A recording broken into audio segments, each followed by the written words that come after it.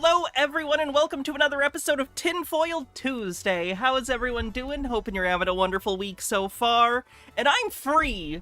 I'm free of costume month, at least until we get to the next costume month tip goal. We're a little over 3/4 of the way there, so if you want to see me back in costumes and buying a new costume, use the tip link. If you want to support the show in other ways, you can always give bits, subs, memberships, super chats. Alright, with my self-promotion out of the way, I think we can get right into it. Let's see what I missed in chat so far. Hey, Mr. Blast, how's it going?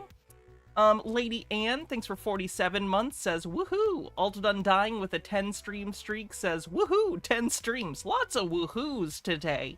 We are playing bingo, so get your bingo cards ready.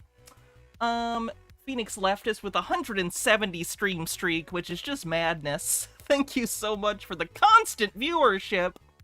Psychotropic Thunder, thanks for gifting a sub and kicking off a hype train. So that's cool. Let's see if we can do something with this hype train. 93% to level 1. How much till tip goal? A little under $250, I think. So it'll probably be another couple weeks or so. I guess. I don't know. Here's the links for them. The tip things. If anyone wants to. But with, again, that self-promotion bullshit out of the way that I hate to do, let's move on. Emma, not Emma, with a $10 super chat says, I want to watch so bad, but I'm going to be tied up watching the DNC tonight. Have a good stream. Valid reason. Completely understandable. Hope it's interesting. Enjoy. Alright, so with that hype tree, we'll make it grow with our seeds of knowledge. With that hype train going, we can go ahead and start with Cece. We are going to get to Peter today because, as the title says, Peter's back, unfortunately. 1 second.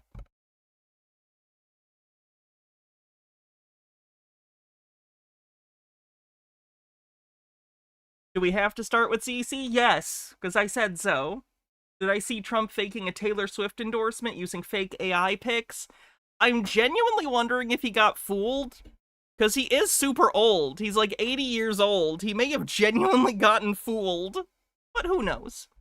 Amber Pretzel says, take my bits. I'm rum-soaked. I say that in mad folks we cover to... Wait, hold on. I say that the mad folks we cover to please seek help and try to make your mental health better. There we go. Took me a sec. Agreed. Nemesaur, thanks for gifting 10 tier 1 subs, getting us closer to our monthly sub goal. Much appreciated. Alright, 46% to level 4 on the hype train. With that continuing to go, let's see what Chris has been up to. This is a relatively brief video for him. It's only 3 minutes. So we'll do this while people get in, and then we'll get on the Peter thing in a little bit. Bumble Homestead, thanks for a 65 stream streak, says, my little dog would like to inform everyone she's a little baby and the diet stuff is BS. Good morning, good evening, good afternoon, wherever you may be. CC here, Chris, from New York, Westchester County. It's the 8/16/24. It's a Friday. I like to recording in car on the bingo card to give you a little something to think about on a Friday if I'm unable to put a video out there on the weekend. Turn this down a little bit. A couple things I wanted to discuss with you. He has to get his shocks checked. Jesus Christ, Chris. Why are you just driving out in the middle of nowhere? Humble Homestead, thanks for 200 bits. Alright. Okay, here we go. Let me talk about the weather, okay? Alright? Oh good, he's so good at that.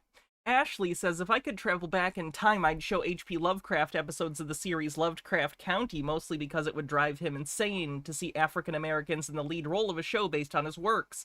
If you could travel back in time, what creator would you show an adaptation of their work? Good question.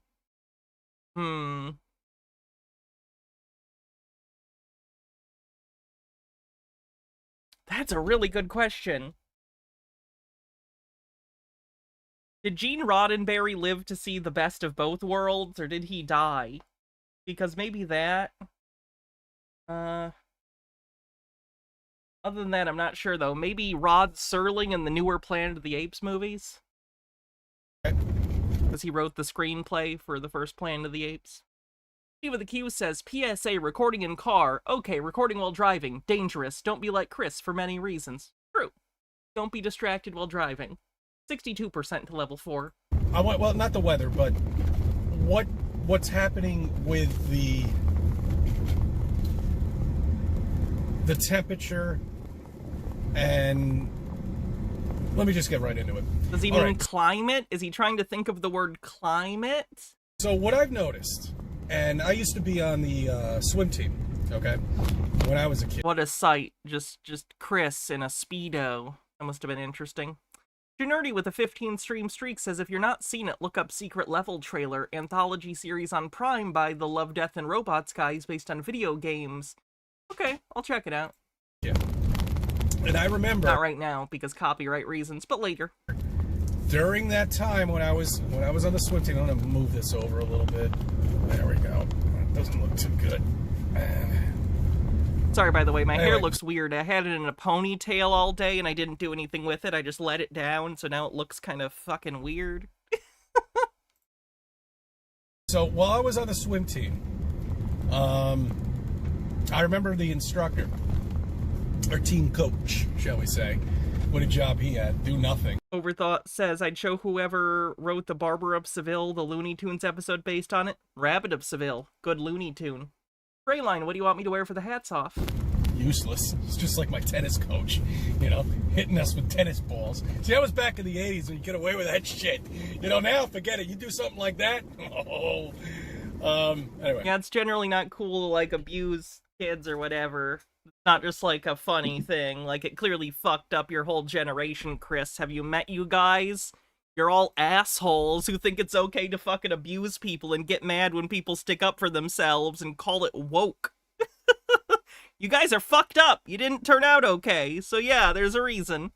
Bumble Homestead says, save the train with 100 bits.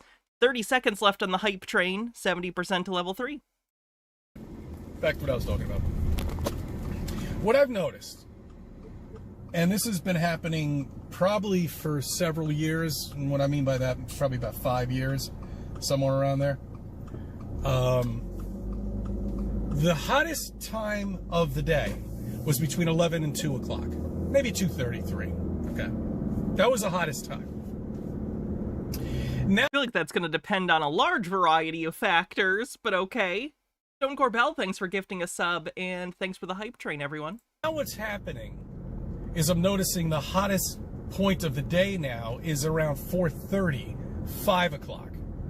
And this has been going on for a while now. So how is it possible we switched the warmest part of the day, and this is every single fucking day. I'm not talking 2 days or 3 days. Every fucking day, check your weather.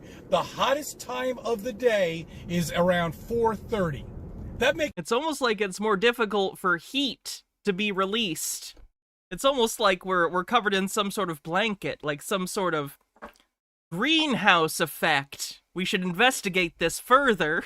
Makes no sense at all. I don't even know if that's the reason or even if what he's saying is true, but I do find it funny that he just assumes it's something nefarious. To me, okay? And the other thing that makes no sense, and this is for you Globers out there, how could it be so hot here if the sun is the furthest away from us during the summertime and closer during the wintertime, huh? Because seasons aren't based on how close we are to the sun, it's based on the angle that the Earth is at. Because depending on the angle the Earth is at, depending on what time of the year it is, you get more sun per square foot. You're getting more radiative, like, energy per square foot, making it warmer. It has nothing to do with our distance from the sun. Oh, they can't answer that. It's all right. Don't worry about it, guys. And yes, on the southern hemisphere, it's the opposite, for the same reason. Oh, it's the angle, a 23 degree angle. Right. Oh, I like that he knows the answer, but just decides, yeah, right. No, that's the answer! That's the answer! Right. Anyway. Glad Dillis filler. So this is what I've noticed. And Crayline says, how much humid is it? Humidity holds heat, and it's been very humid on the East Coast this summer. Humidity's the worst, and I hate it. And I've been talking to people about this. Shit. All right. Hold on one second. I gotta answer this call. What a brilliant end. Chris is really a professional, genuinely. He could have refilmed this, he could have edited something. Nah, just take the call and end it. It's fine. We're good. Certainly something. Okay, let's see if I can find something quick to do before Peter, because I want to make sure everyone gets in here. I know Peter's a relatively popular topic, so I want to make sure we give people time to get in.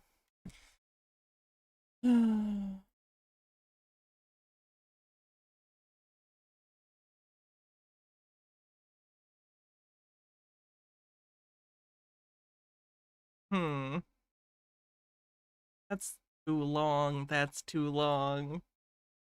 This one might be okay. Let's try this. This is about 7 minutes. This one's entitled Is History Lying? Not much, Trey. How you doing?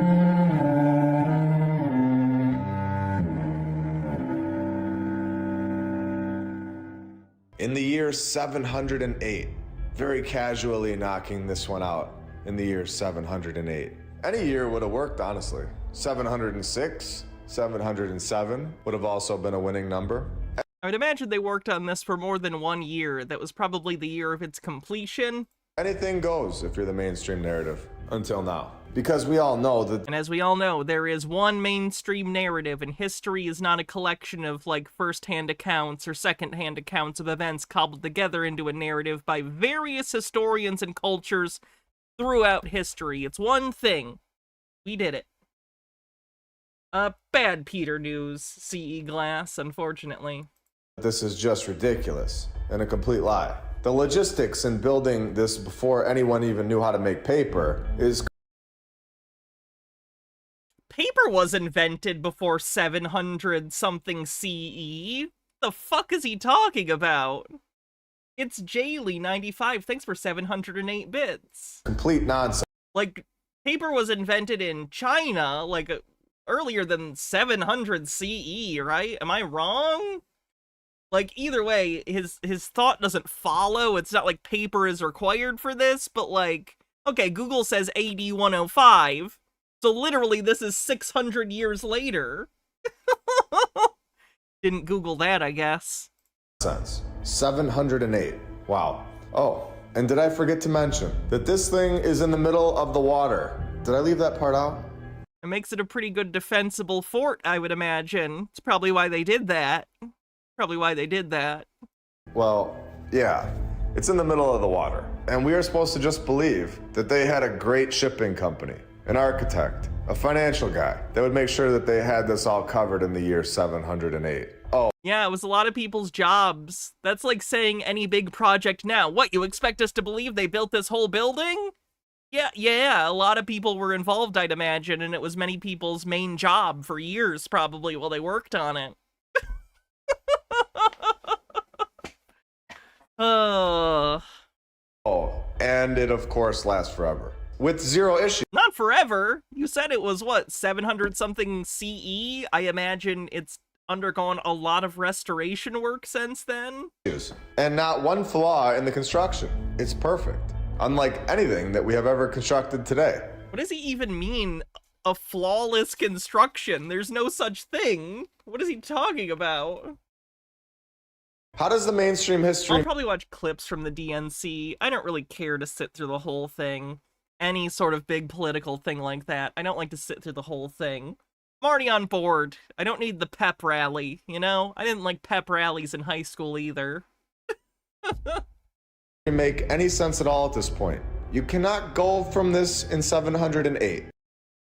And yes, you can see the land bridge on the left. There's a man-made bridge there, but there's also the beginnings of a land bridge, which it wouldn't surprise me if certain times of year, or certain times, the water recedes enough that maybe the whole thing is a land bridge, but, you know. To evolve... Let's not let reality get in the way of a good story. Evolving and advancing into sheds. And now we build Motel 6s. Yes! Do you think it's like they think everyone had castles?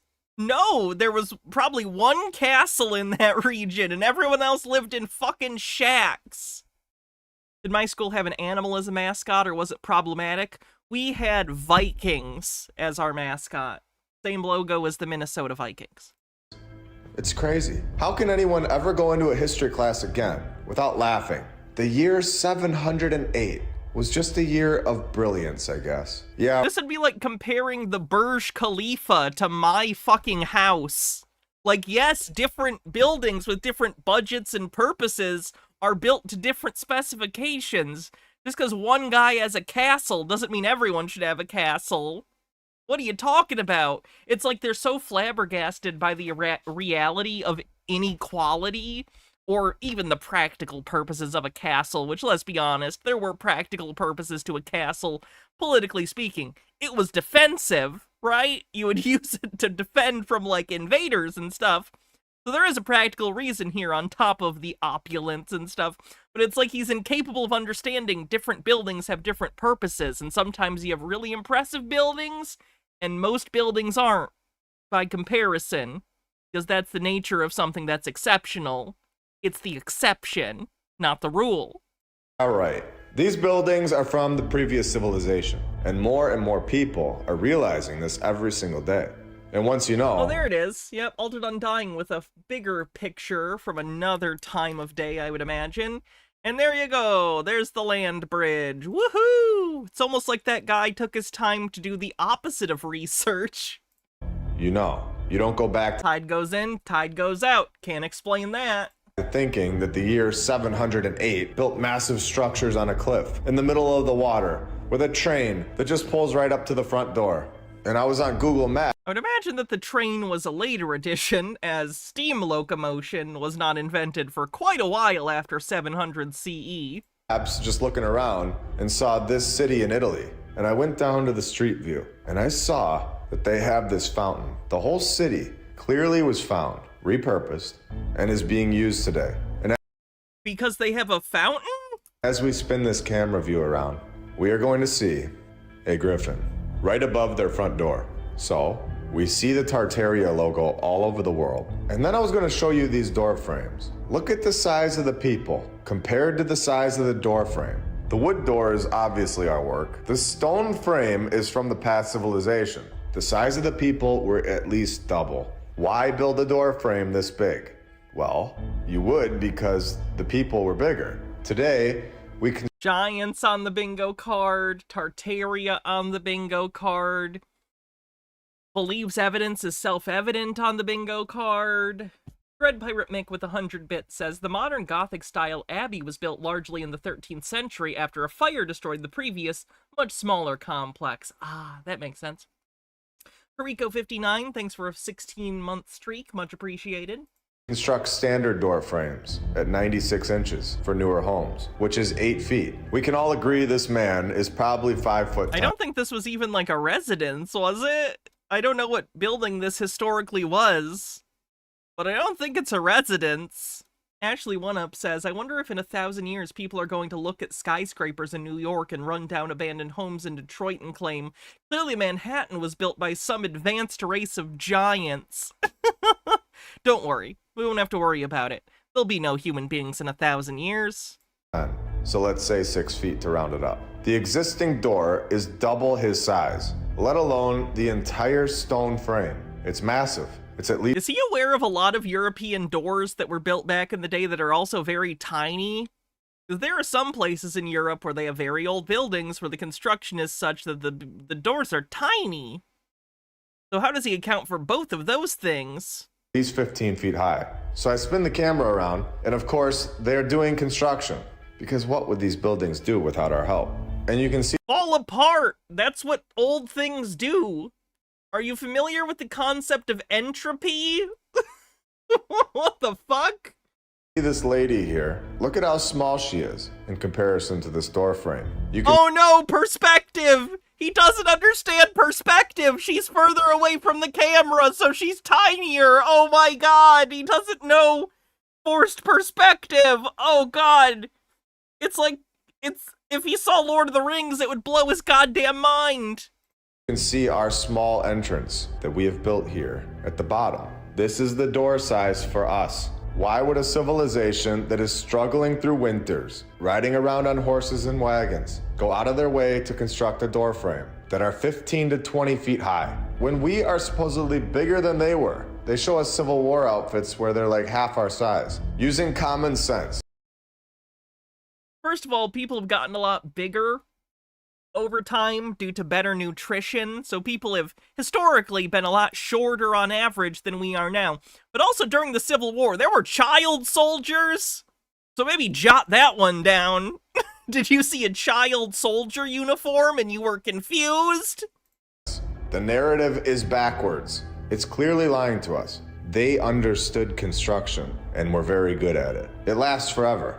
And they built their door frames proportionate to their size, the exact way that we do. What an interesting city. Especially when we stay here in this city and look at the Rocca Polina, a fortress that was built in less than 3 years, like 500 years ago. How can the narrative get away with this? They can't have this technology. And then He's not even giving a reason. He's just incredulous. He just is like, nah, I don't vibe with that, bro. Vibes-based conspiracy on the bingo card. go live in sheds and have cowboys and Indians too. It can't have both. Either Oh my god, he's mixing so many fucking eras. humans knew how to build, or they didn't. The whole Abe Lincoln being born in a shed thing is just nonsense. Log cabin. That was over 300 years after they were knocking out this fortress. Yes. People build different buildings for different things. My local city hall looks different than my house. The local library looks different than my house.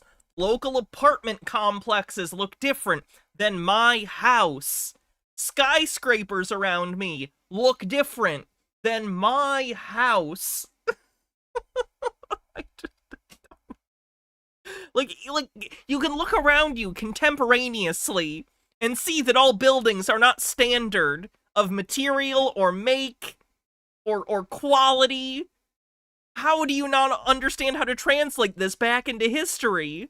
In just 3 years. Fenekagami says bigger doors in castles are easily explained. Higher ceilings were an early form of AC.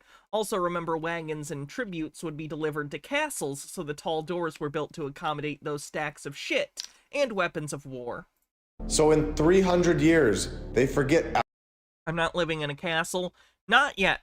I'm thinking in my retirement when I become a creature of the night, in my, 60s or 70s or so, and I can no longer stand to be around other human beings, and my nails have grown 7 feet long, and my canine teeth have grown even longer. I'll slink my way into Eastern Europe and find an unattended castle and probably take up residence until someone stumbles upon it in the dead of night, and, well, they'll find out what happens next. Everything? Or are we evolving and advancing? Which one is it? In my opinion, these narratives are nonsense. They are lies. The dates are all over the place. Just because a building is built in a different location of the world doesn't mean the narrative gets a pass. If a cell phone is created, the whole world advances. If a plane is created, the whole world gets the plane. The USA. Do you think everywhere in the world has planes? Do I own a plane? Does everyone on the planet own planes just because someone has planes? This is a perfect example. Just because we invented planes doesn't mean everyone gets a plane, right? How does this not track for him? They supposedly broke away from Europe. In the process of breaking away in the 1700s, did they all forget their brain? No. This was the start of the worldwide reset, in my opinion. An event took Boy, in my opinion, is just working overtime. place right Genuinely. In my opinion, should file a union complaint. It's carrying the whole thing. before this that started our entire worldwide narrative over. And we're seeing through their nonsense now. So this fortress is insane. And if anyone is there and can send me photos of what I'm about to read, please email me. Here we go. They destroyed a large number of Roman medieval buildings in order to build this fort, including houses, as well as over 100 tower houses, destroying gates and churches and monasteries. And here we go for the part that shows there is much, much more to this city. And honestly, No, this doesn't count for deep state. They have to say the words deep state. whole world below our feet. A civilization was here before us that was incredible. It turned the former city streets. There have been many civilizations before us. Like, you're talking about some of them. Fucking Greeks, Romans, ancient Egyptians, the various fucking Chinese empires that have come and gone. Like, there have been plenty of civilizations. It's just not the thing you're talking about. Like, the earliest civilizations we have, like knowledge of are, like, Babylon, the ones near the Tigris and the Euphrates, the Fertile Crescent area. I know there's, like, places before that, but that's the one I'm most familiar with as early civilization. Mesopotamian, thank you. Of the historic city center into underground passageways, which are now open to the public. Unbelievable. So in the mid-1800s, the fortress was partially destroyed and rebuilt. But in 1860, of course, only 12 years after they supposedly built it again, it was demolished and the Kingdom of Italy took over. I'm surprised that they didn't say that it burned down in a random fire, since they love to say that stone burns down in fires, which it doesn't. So in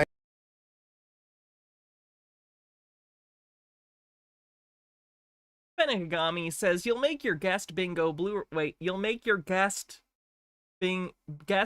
Blu-rays with you, or you'll eat them. Also, was working during CC, so missed the chance to put this there, but how do flat earthers explain the different air pressures and boiling points at different elevations?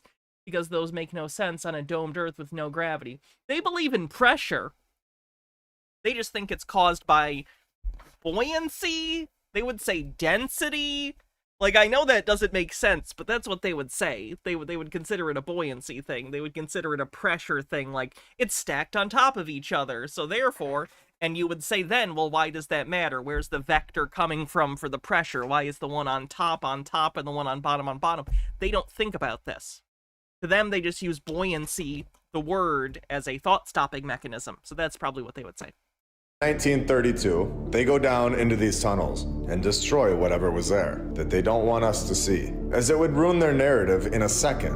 And they call it a restoration, when we know that restoration really means destruction. And another destruction... Do we? What do you mean? It's the opposite of what that word means. What the fuck are you talking about? You can't just say that. This guy's one of the more frustrating guys we watch now to me, because he doesn't even pretend to give a justification. He's just so up his own asshole, he's so sniffing his own farts, that he unironically thinks if he thinks a thing, well, that must be true. Like, that's his whole thing, is just, I have an inkling, and that inkling is undisputable fact. And if you've ever dealt with someone like this, there's nothing more frustrating.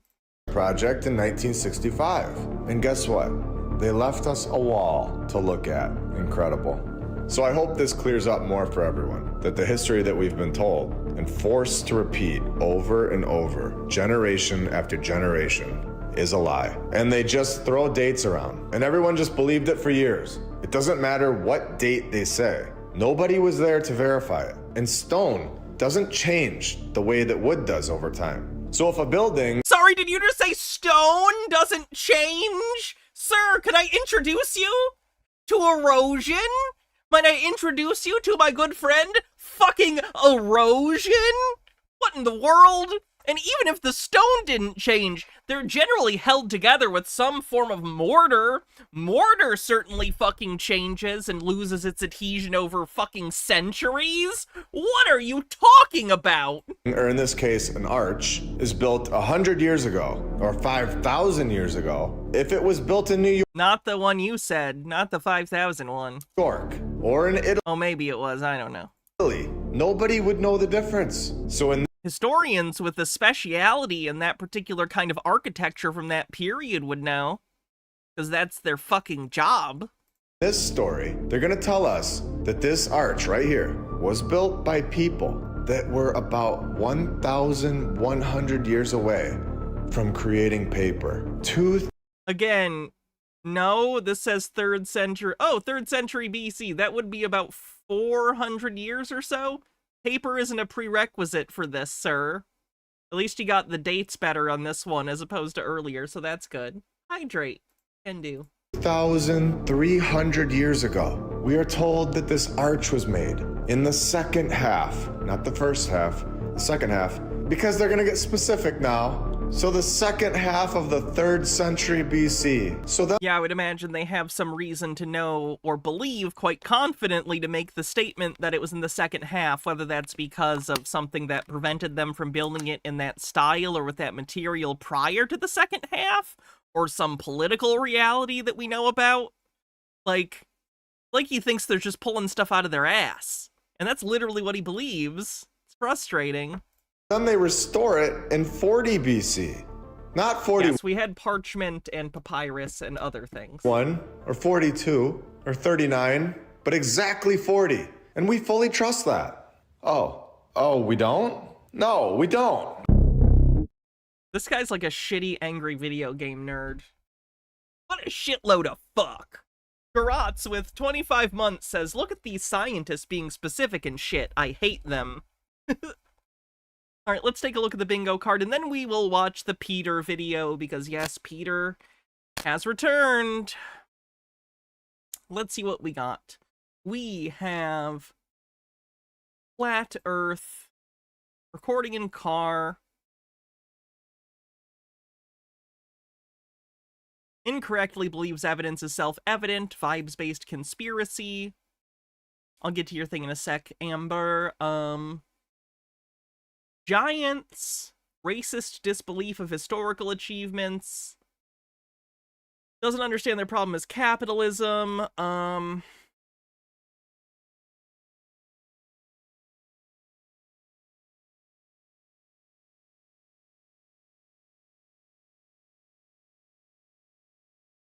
PSYOP?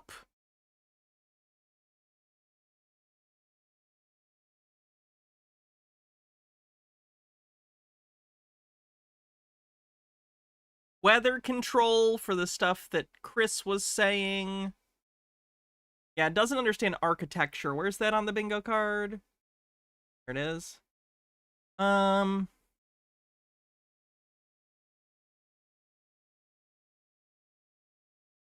think that's it. Did I miss anything else?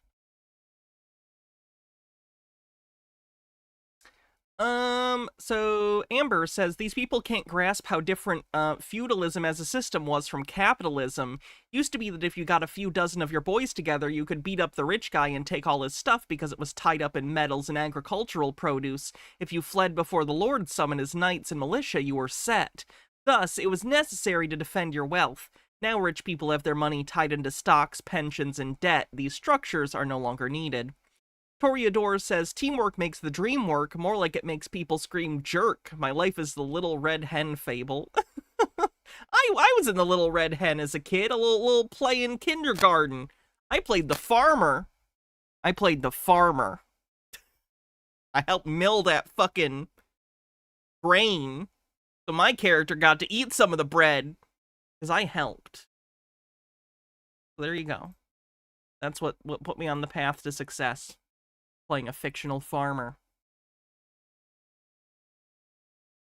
What was number 11? Let me take a look.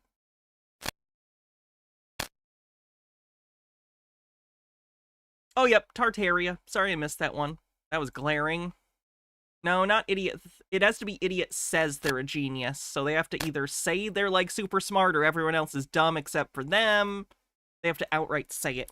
It used to be idiot thinks they're a genius, but that just counted for every single video we watched almost.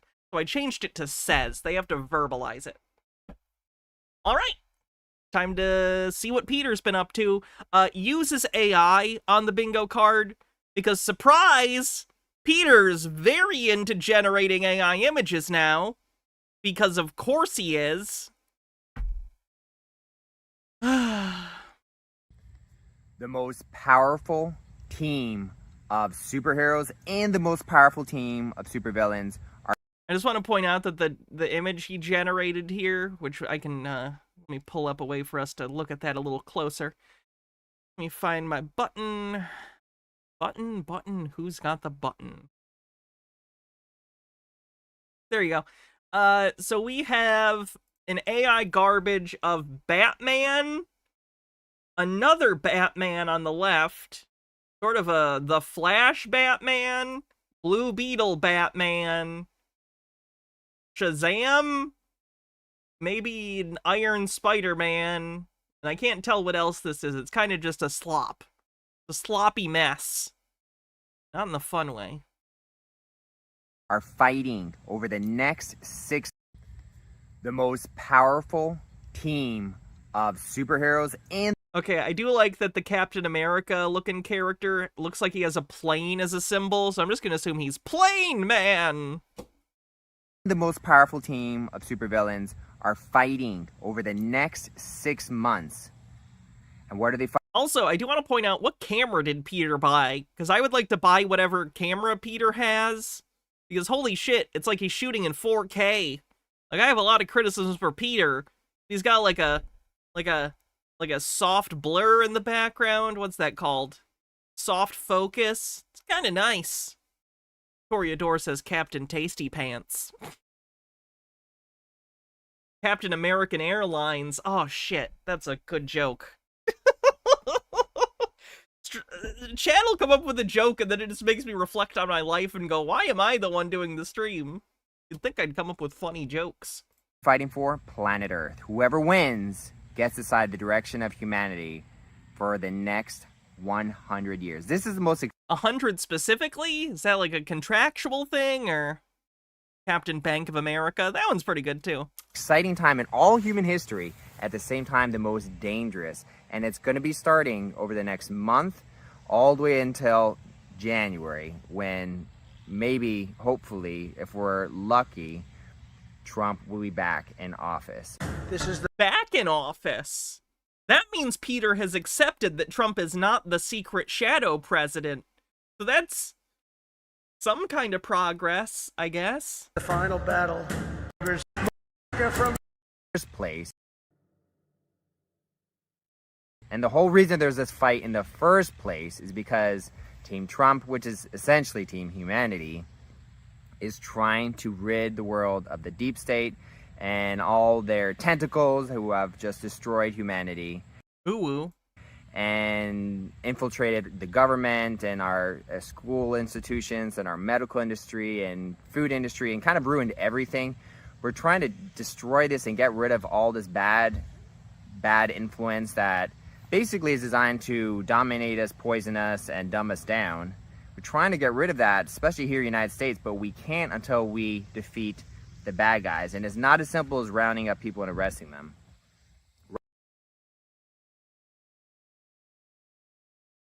Rounding people up and arresting them is not enough for Peter. Remember when Peter got mad that I said he wanted to kill his political enemies, or at minimum get them out of the way, and he got really mad at me? Look where we are today. We're killing it. Right now, it seems the highest priority is dealing with the fake news media, because they do ultimately have a lot of power over influencing people. And I think X is having a big impact on changing that, because X is the #1 news app in the country now.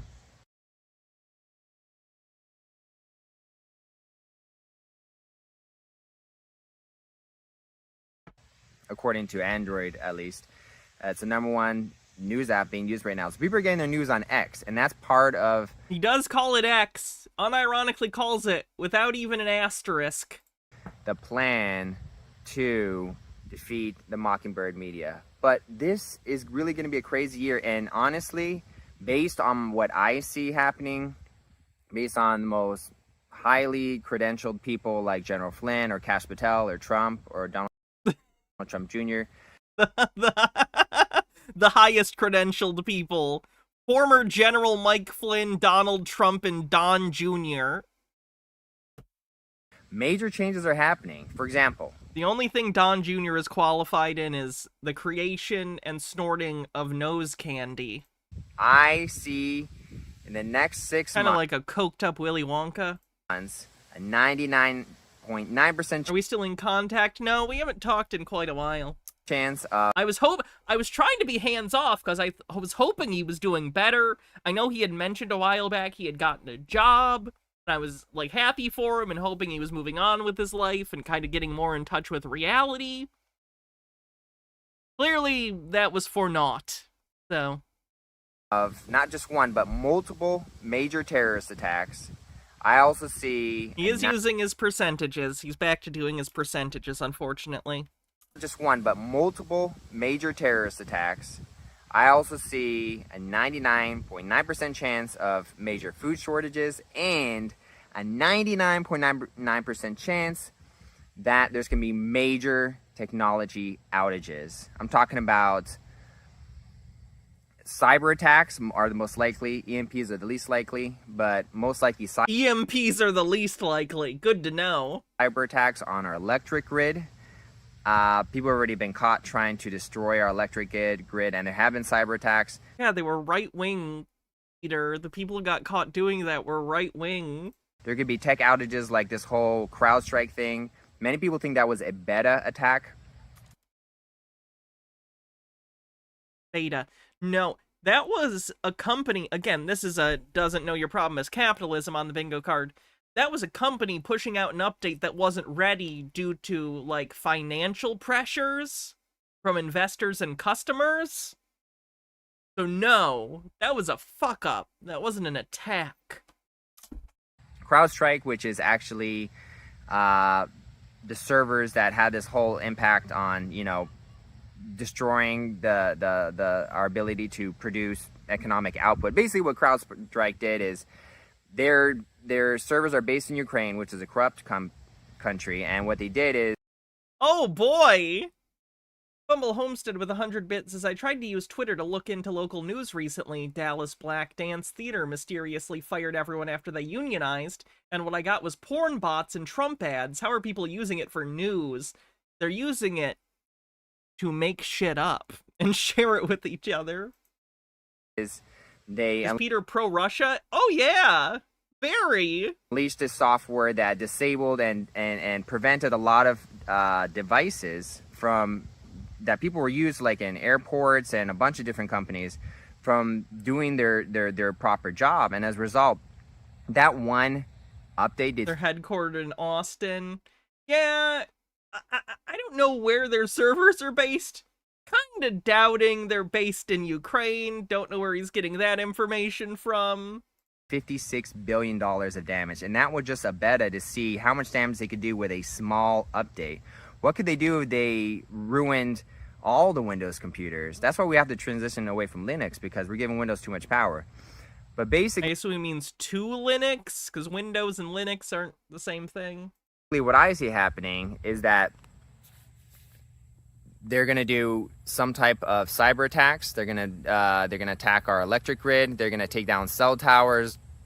They're going to take down anything to do with the internet, anything that allows us to connect with each other or be safe, anything that can be damaged through cyber attacks or electricity, anything like that in the tech arena.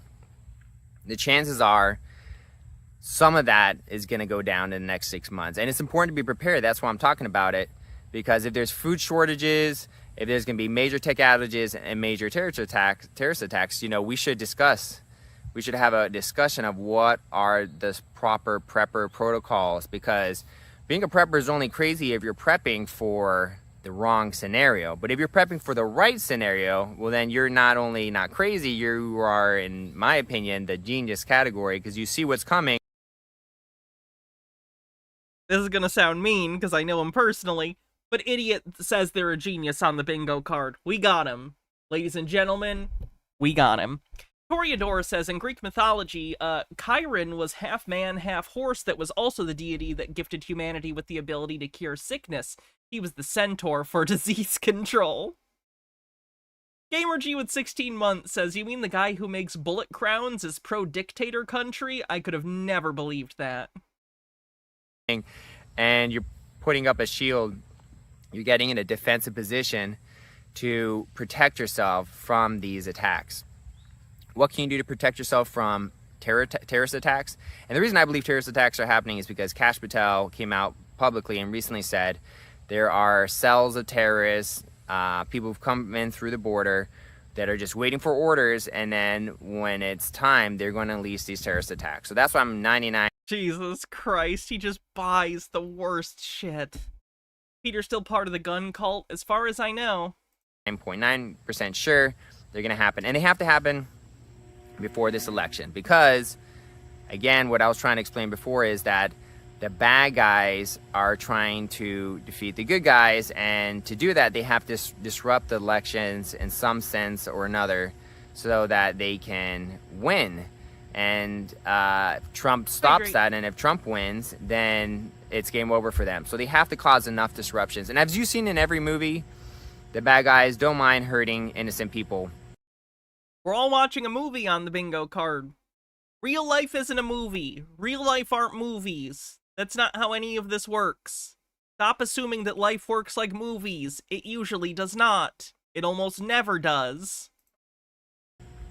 In order to get to their goal of world domination. So if they see Trump is winning, and Trump is winning because of social media or X, they might take out the internet. Or if they see that we're using the electricity or AI or something to our advantage, they may take out the electricity. Damn, they're using electricity to their advantage. We better turn it all off. I'm a genius, by the way.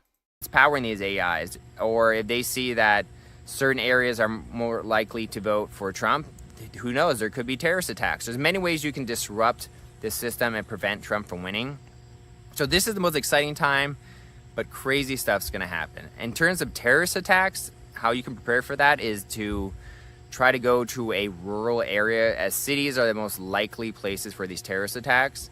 That's what I highly suggest. Also, it's good to be prepped, have food, water, batteries, solar panels, and have a prepping plan, a prepping bag, a bug out location, and have these discussed basically by tomorrow or as soon as possible, because major things are going to happen, and if you're not prepared, it's going to go... What things?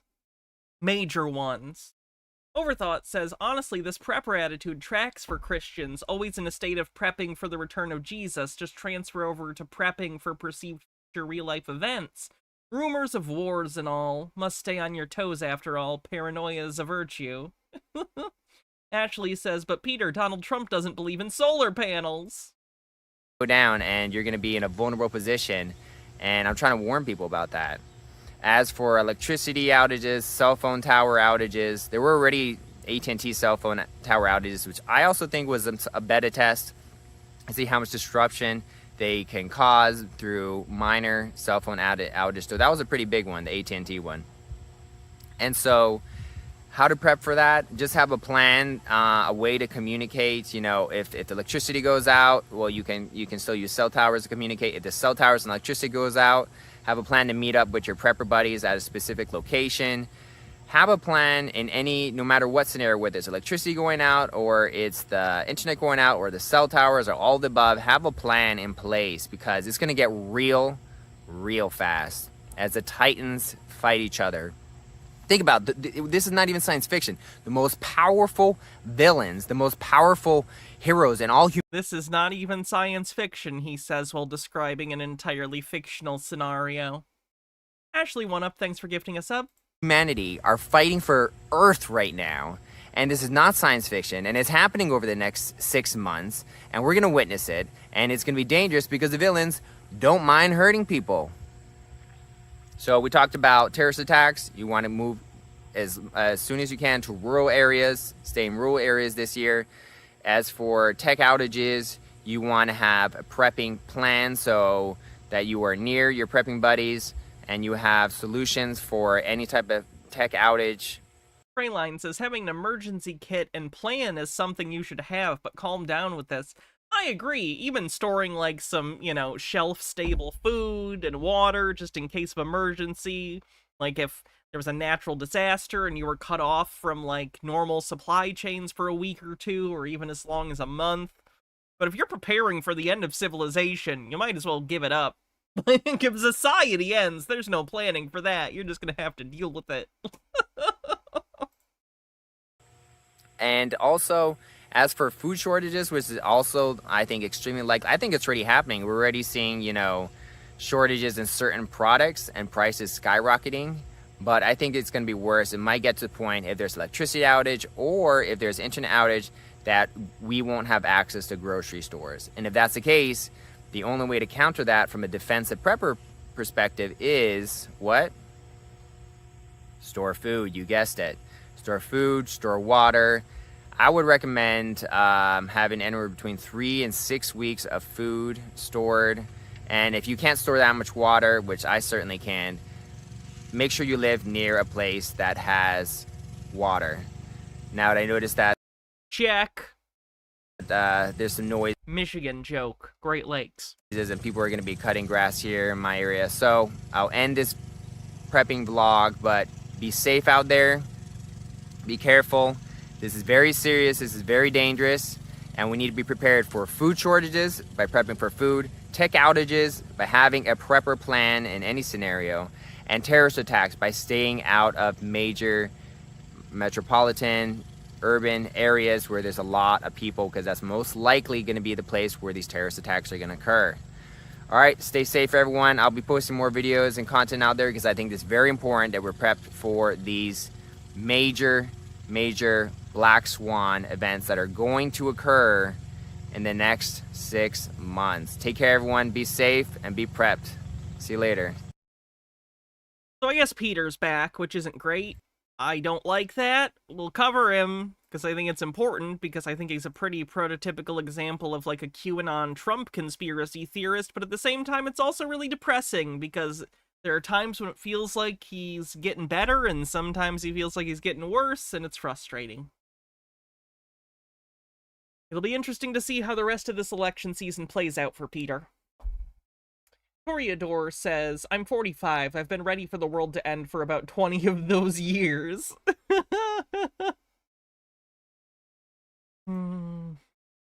Let's see what we're gonna do next.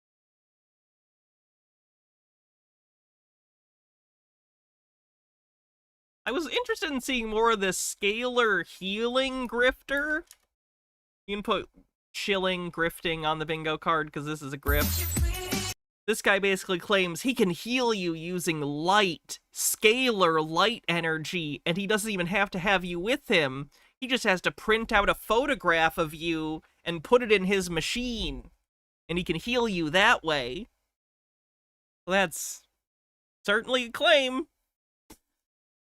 Penekagami says, Peter, if the requirements to be a bad guy is they don't care about hurting people, have I got some bad news about the Republicans for you? Plus, Peter, considering how casually you're describing billions dying, I'm pretty sure you don't care about hurting people. That's easy for him. He just doesn't consider people different enough from him. People. Turn people into NPCs so you don't have to have empathy with this one cool trick.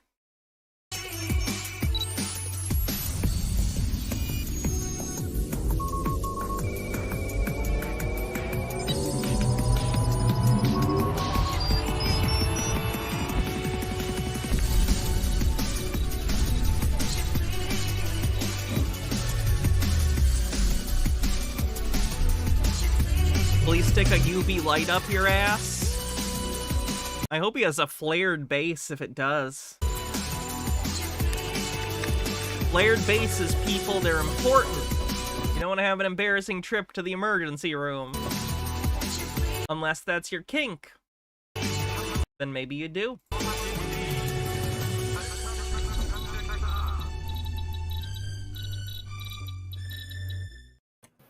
Whoa, hello. Welcome to Super Soldier Talk. My name is James Rink, and I am a super soldier. And today we're going to be discussing scalar light therapy sessions. So we have Tom Palladino here today. Tom, how are you doing? ER doesn't stand for extract from rectum, but maybe it should. I am well. Thank you for the invite, James. Absolutely. So Tom Palladino is bringing scalar healing to the world by improving the quantum health of humanity. Word salad on the bingo card. I'm just gonna preempt this. Word salad on the bingo card. Tom will be sharing more about his scalar light sessions, which impart a non-physical divine light upon photographs of people, animals, plants, and objects. Non-physical divine light imparted on photographs of people, place, and objects. So he'll put a photo of any person, place, or thing in his bullshit machine and shine lights on it. He's gonna claim that it heals the subject of said photo. So scalar light is the light of God, the creative strength. Oh. All energy in the universe initiates as scalar light, as the sun of our solar system as well as the stars serve as storehouses for scalar light. Scalar light imparts the divine intelligence upon the entire universe. Subsequently, all spiritual, cognitive, emotional, and physical actions in the universe are initiated and maintained by scalar light intelligence. He's basically describing radiant energy. He's saying it's like radiant magical energy, divine radiant energy from D&D. Scalar light provides... What does scalar mean to them? Magic! Order in the universe, so we can put the same category of chi, prana, om, consciousness, torsion, energy, creative strength, or bullshit, 0 point energy, probably even Holy Spirit too. Could all be considered probably synonymous for scalar light. Tom, yeah, well, maybe we can just start from the very beginning, because I was actually using your service back in, I think it was 2013. How much is he charging for this service? I swear to God. Are they involved in this? Let's see, and then there's a link to scalarlight.com. Please don't be porn, please don't be porn, please don't be porn. Yep, pretty sure that's him. The miracle of scalar light healing. Benefit from scalar light. Blessings of corrective divine intelligence for your soul, mind, and body. 15-day free trial. Oh, is he doing a subscription model now? Everyone is. You can get 15 days free, though, so I guess that's good. Yep, this is the guy. Yep. It's that scalar light. Take a look at his YouTube channel real quick. He has a little intro video to get us into this.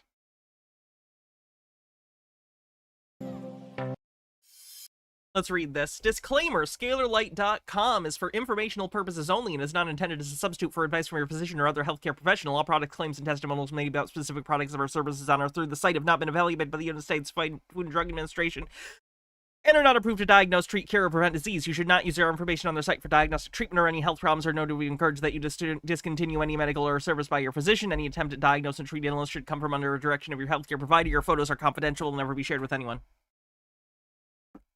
So that's pretty straightforward. Everything they're saying is bullshit, is what that disclaimer says. That's funny.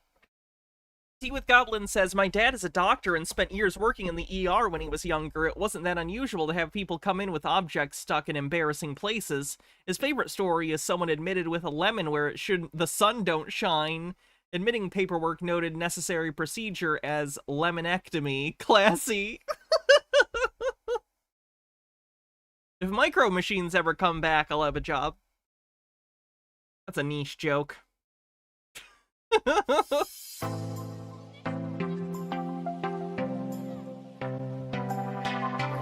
I'm a scalar light researcher. I work with the energy of the sun. Scalar light originates from the sun, and I've developed... That's not a thing. The light from the sun isn't scalar light. He's making up that definition. Developed instruments, scalar light instruments that harness that sun energy.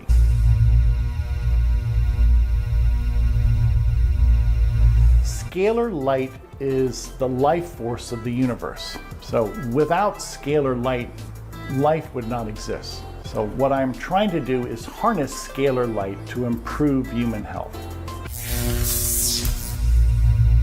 Yeah, my research said by a non-researcher on the bingo card.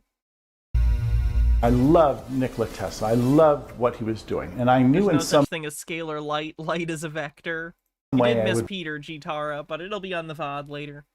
model my scientific career after that of Nikola. Avalon says, a lot of people claim that the reason those things get in there is they slipped and fell on it. Nothing like a weekend of just slipping and falling over and over and over. Tesla. I wanted Not proud of that one. to follow his work. The latter part of Anna his regrets what she just said on the bingo card. life was devoted to scalar energy, and I knew that he had a new technology that most people did not quite grasp. Well, that new technology was scalar light. So Tesla began his career with AC electricity. He ended his career with scalar light. And being in love with a pigeon. And I guess being David Bowie? Oh, that was it. That was the whole thing. Okay, let me make sure I have this channel saved, because, well, he deserves to be saved for this channel. I say that in a very derogatory manner. You deserve to be in my bookmarks folder, mister. You hear me? You've been very bad. Alright, back to his grift. When did you start doing this? I've been at this now in practice since 1993. So it's been a good 30 years that I've been at this. Okay, but what about the Scalar services? The services, I came public with it just prior to that in 2010. Okay, yeah. Yeah. Because Just prior to that in 2010? we have a mutual friend in this field, and That doesn't add up. she hooked me up, and The scalar energy also let you time travel? she was actually on my board of director of my nonprofit Healing Soul Survivors. So when I was using the Scalar, I guess frequencies or whatever, the scan, I don't know exactly what you would call it, but yeah, I noticed it was one of the more peaceful times in my life. But I was on it for about a year, and I think it's good for those of you who need the extra little boost in your life. But maybe Tom. Again, he's literally just talking about the placebo effect. Because literally nothing this man does could do anything. He's not physically interacting with you in any way. He puts your picture that he prints out into his machine and shines fucking lights on it. And that's if you even believe he's taking the time to do that. In my opinion, he's a grifter, so he's probably not even actually doing it. He's just telling you he's doing it. Why don't you explain a little bit more what it is so people can, hear it from you. All right, fair enough. Thank you. I'm in my laboratory. Behind me is a scalar light instrument. And what am I getting? Is mayonnaise an instrument? Tea with Goblin says, this light therapy bullshit was uncritically promoted on Australian TV as a treatment for nonverbal autism. The first couple of minutes this video covered the shameful way our media uncritically covered it. Oh my god, that's disgusting. Dozens of Queenslanders living with autism spectrum disorder are finding their voices thanks to groundbreaking technology treating the brain. Oh my god, eat my whole asshole. 2 weeks ago, Nine's Queensland viewers were told about the work of Dr. Genevieve Daramaraj, who claims to have great news for people with autism. After intensive sessions using new digital therapies under the supervision of Brisbane's Dr. Genevieve Daramaraj, Halo Lee is This bitch should be in fucking prison. now one of 33 patients turned verbal. Yes. Okay, I literally can't watch another second of that. That's infuriating to me. Nope. What do I mean, first of all? Define our term. Scalar light, it's the light of God. This energy originates from the sun and the stars. So we're not going to speak about the electromagnetic spectrum. We'll speak about only scalar energy, scalar light. And with that in mind, If it's light, it would be on the electromagnetic spectrum. Definitionally. I believe there's incredible benefits to be derived from this energy. So That's convenient since you're selling it to people. there's two energies, electromagnetic energy and scalar energy. I prefer to work with scalar energy. It is much more versatile, and it can accomplish so many things that electricity cannot function, cannot perform, cannot achieve. So the point of my work is this. I have discovered a new way of healing, scalar energy healing. And this new way of healing is through the aura or the force field of the body. I never work with flesh and blood. We'll get into that. So in synopsis, it's divine. This is so much less classy than a scam like psychic surgery. And to be clear, they're all disgusting, but at least with like psychic surgery, you need to learn sleight of hand. I don't know, there's a performance involved. This is just lying to the lowest common denominator of conspiracy theorists. Like his main, like Marx must just be the mentally ill. This guy also should be in prison. Energy. It originates from the sun and the stars. This is not electricity. and I work with the force field of a person, and I access the force field of a person by way of their photograph.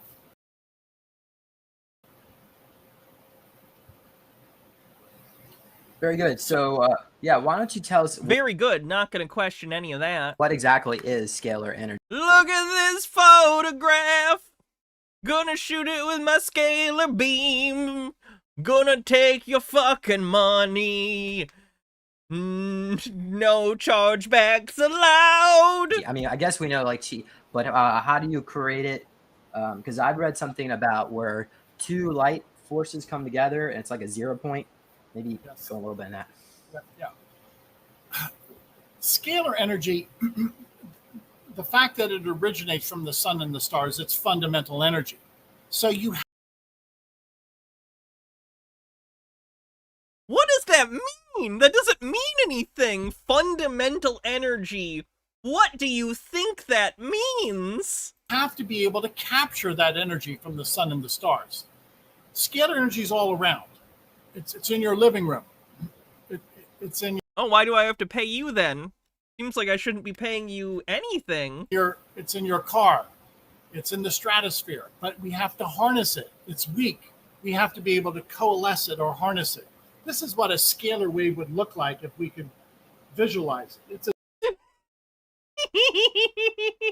This definitely isn't an image I just generated with an image generator.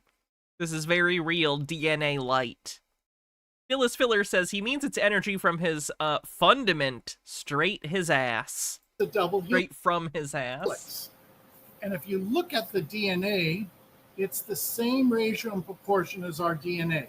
Yeah, you made it to look that way. This guy isn't crazy, in my opinion. This guy I don't think he believes any of this shit. I think this is a straight up grift. This is like an old style. He doesn't believe any of this. He knows he made this image up. He is lying to people for money. And unfortunately, he's successful at it because I've seen him do this grift for years. He's not new. I just never really covered him before. So a scalar wave is a double helix. It maintains our DNA. This scalar wave originates from the sun and the stars. That's crucial to understand this energy. It acts like a corkscrew. It spirals. That's not electricity. Behind me is a scalar energy instrument. If you could visualize this, it's invisible. But if you could... That's convenient, isn't it? That it's invisible and you can't detect it or see it by any means. Damn. Toriadora says, look at this photograph. Gonna hit it with a scalar blast. Now I'm making all kinds of cash. Better finish this grift up fast. Pretty good. Lennon Cat says, I would like to point out why light cannot be scalar. Scalar means it has just magnitude, a quantity of some sort, and a vector means it has a magnitude and a direction. So something like speed versus velocity. Light is a wave and is inherently moving. It has a speed and a direction. Waves can't stand still or else it wouldn't be a wave. That makes sense. Thank you. Envision this energy. It would be propagating as a double helix from that coil, from that Tesla coil. The instrument is on. It's functioning right now. The scalar energy instrument is so strong that it can illuminate a light bulb if I place the light bulb close to the instrument. Sir, it's just a fucking generator. I don't know if that's like a fucking Van de Graaff generator or what kind of thing you got going on there. I'm not arguing that it doesn't have electricity or electromagnetism around it. It's not your bullshit thing, though. It pisses me off that people fall for this, because this is like low-tier scamming. And to be clear, no one should ever be scammed, but if you're gonna be a con man, at least be a con artist. I'm so sick of these 2-bit grifters. I want someone with some class, you know? Like the Claude Rains of fucking grifters. I don't know. Gamer G says, it's invisible, you can't see it. Also, he has a super hot girlfriend, but she lives in Canada at a different school. Hot girlfriend doesn't have social media. You wouldn't know her, but he promises she's real and loves him. Wow, So how's it doing that? Yeah, this is some of the mechanics of scalar energy. There's so much energy coming from that instrument. The energy of the... Again, this is another reason I'm saying straight up grifter, not even a true believer. He built that machine or bought, a fucking Van de Graaff generator or whatever online and made it into this crap. He had to intentionally do this. Lennon Cat says, I hear he also has a brand new set of fabulous robes. The sun and the stars, it will animate a light bulb. Here's another case. Only the truly honest can see them, though. Fluorescent light bulb, place it close to the instrument, it illuminates. Okay, so I'm trying to establish the fact that this is a functioning instrument that's broadcasting light, broadcasting scalar light. Again, what is scalar light? It's divine light from the sun and the stars. To make this very simple and easy to understand, scalar light is Christ consciousness, chi, prana. Scalar light is quantum. These are all different things, and he's saying them like they're the same thing. Harold Ebelman says, wait, it makes our DNA? Pretty sure nobody's cervix comes with a sunroof. And then, Screaming at the Radio says, sound is a scalar wave. It's variation in a scalar field pressure that propagates a scalar wave. A wave can also vibrate in place. It's called a standing wave and is a combination of two waves propagating in opposite directions. Scalar light is that light that surpasses the time-space continuum. Scalar light is that new branch of physics that Nikola Tesla was working with. Believe sci-fi technology exists on the bingo card? I have essentially in my laboratory a Tesla instrument. I'll show the audience. That is a Tesla instrument. It gives off a tremendous amount of light, a tremendous amount. Tesla instrument, very descriptive. Of energy. It allows me to access another dimension. The dimension that I like the Beastie Boys access is a scalar energy dimension beyond space and time. What's so exciting about this is that we're no longer... Wait, where is it then? If it's beyond space and time, where is it? When is it? Bound to the electromagnetic spectrum. Is it the Red Room? Rather, the fact that we have a scalar energy instrument, now we can access another dimension. There's another dimension, another dimension, another dimension, another dimension, another dimension. Sorry. Ashley One Up says, but is there a multimodal reflection sorting? Data, Star Trek. Two dimensions, there's two energies. We need to reverse the polarity of the neutron flow. Quick! That's why I'm so successful in doing what I'm doing. Sadly, academia is not caught up to this, that there's two energies, there's two dimensions. Yeah, I'm sure they're just behind you on this one. There's two realities. I work with that other reality, scalar energy, or what, again, some call quantum, or zero-point energy, or some might even call it the ether energy, or the matrix. It's very... Wow, he's really casting a wide net with the... He's intentionally using conspiratorial terms from a variety of different genres of conspiracy. So we have New Age stuff with him talking about prana and chi, which are often used in sort of New Age stuff that's borrowed from, like, verbiage of, like, Eastern religions. Poor understanding of Eastern philosophy or religion on the bingo card, by the way. He's using the Matrix, which is pretty broad in conspiratorial communities. He's using ether, which is big in the flat Earth and geocentric conspiracy theories. So he's very intentionally here, watching him, being someone who is more or less of sound mind, but is familiar with conspiratorial genres, sub-communities. He is intentionally hitting all of the different sub-communities and their different jargon so it will appeal to everyone in the conspiratorial community. Whatever your particular brand of crazy is, he's ready to sell you scalar energy today. It's such an intentional grift. This is kind of hilarious to watch and how blatant it is. Real. I have instruments that control that energy. So tell us. Phyllis Filler says, Paladino, that's the same number of syllables as Tallarico, and they're both named Tom. Have we found Tommy Tallarico's new career? His mother's very proud. Jitara says, for reference, 0 point energy is that stuff Syndrome was using to freeze and suspend objects people in the first Incredibles movie. He's literally talking about Clark Tech, technology so unbelievable, complex, or nigh impossible to create that's basically magic. I thought that was an actual term that was used, because I think I've heard that in sci-fi technobabble prior.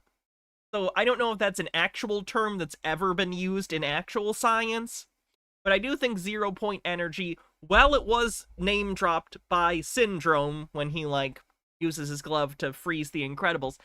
I've at least heard it in sci-fi technobabble before. Tell us a little bit more. It is a real term. Yeah, he's borrowing it. Like a lot of the stuff he's using, he's borrowing real terms and throwing them into a word salad. On how you think scalar energy is creating a healing effect. Yeah. Okay, good point. So if energy is fundamental, it is, then this energy is responsible for our well-being. It's also responsible for our disease signatures. So if I can take a scalar energy instrument and I can identify a disease signature on my photograph, I can negate the disease on the photograph. You have the disease signature of being a malignant, narcissistic piece of shit on your photo? Because that's the vibe I'm reading from your prana, or whatever shit you want to fucking say. So what's the point? Sorry, I'm swearing more than I need to. Grifters just piss me off. I have endless sympathy, maybe even to a fault, for conspiracy theorists who are true believers. I can be like, yeah, this person's an asshole, but ultimately they're a victim of their own delusions, you know? Someone who cynically takes advantage of the ill and delusional, that pisses me off. That makes me so mad. I don't work with people, flesh and blood. I work with their energy field that has their photograph. A photograph has a force field, an energy field. When you're working with quantum energy, you never work with people, you work with their energy field. I access a person's energy field on their photograph. This is the new science in which you don't have to be present. You can bilocate by way of your photograph. So there's the physical, biological Tom here. This is my substitute. This is my bilocated version on a piece of paper, a photograph of me. How does that work? My photograph has energy. That photograph is a light signature. That photograph is a series of printed dots to make the illusion of an image of you. It has nothing to do with you biologically. What are you talking about? Steve of the Q says 0 point energy is the lowest possible energy state of a quantum system, pretty much the opposite of exploitable energy. Energy created that signature. Light energy is upon that photograph. So I access the photographic force field of a person. It's very exciting because I don't have to rely upon chemical reactions. I'm not subject to metabolism. I'm not subject to any what I would call biological function. Kinesiology has nothing to do with my work. I work at a higher level of information. And I prefer to work at that level of information because nothing can go wrong when you're working at the fundamental level of information. Oh, this guy sucks. This guy sucks so much. So what if it's there's some great questions from the chat here. What if it's an ugly photo? Same results? Hard-hitting questions. It doesn't matter. I like that. I've never had that question. My photograph is about 5 years old. This photograph still reports who I am today in the present moment. Soul, mind, and body. What if he did it to a photograph of a dead person? Like, unironically, I want to start throwing actual random questions at him just to see how fast he can come up with bullshit explanations. To start kind of testing the perimeter of his con. You know what I mean? If I had lupus as a person, my lupus would appear on that photograph as a signature. Signed Lupus, your friend, Ashley One Up says, you can tell I'm a serious scientist. Just look at my Hawaiian shirt. Hey, don't bring the Hawaiian shirt into this. It did nothing wrong. If I had the herpes virus as a person, herpes as a disease signature would appear on that photograph. Only during an outbreak. And what I'm saying is that this instrument can find a disease signature and negate it on the photograph. This is the new science where we never work with people. I don't want to work with people. It's too In fact, fuck people. cumbersome. I don't want to work at the biological level. I want to work with photographs that's the informational level that nothing can go wrong. I don't want to practice biology. I want to practice with photographs. Bill put a great question here. I would say probably not, but does it matter if digital photography or traditional film? Does it matter? Very good question. It does not matter. Why? A photograph carries your signature. My photograph is my fingerprint. My photograph is my DNA, so to speak.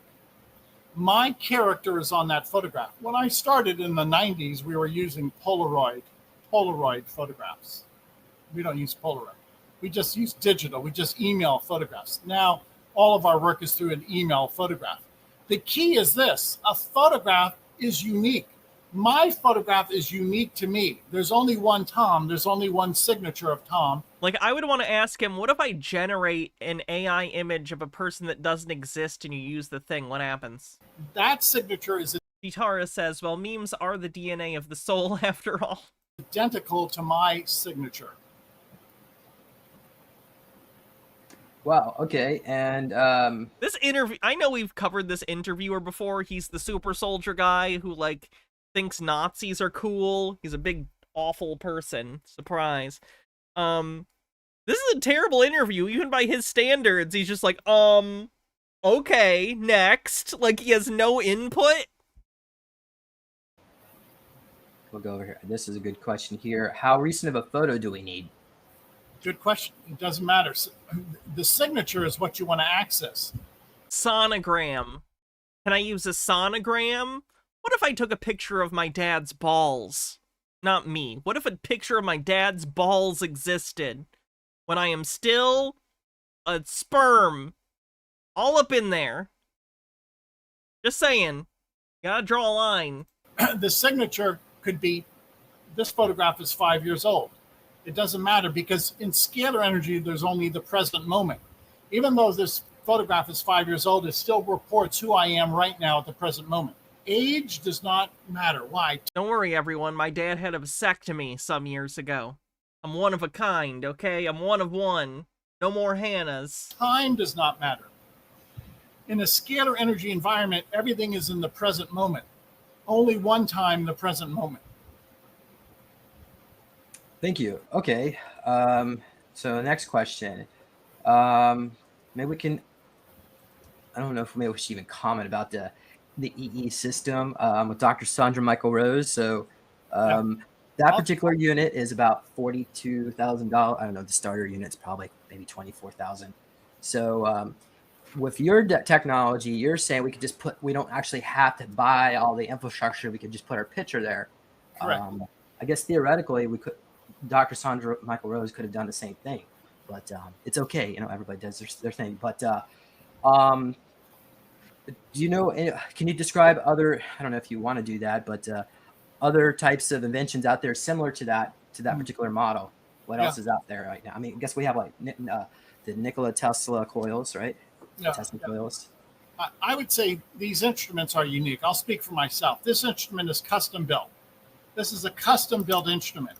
You can see the vacuum tube and the oscillator and the Tesla coils. You can see it. Look, there's a vacuum tube. My futuristic sci-fi device uses vacuum tubes.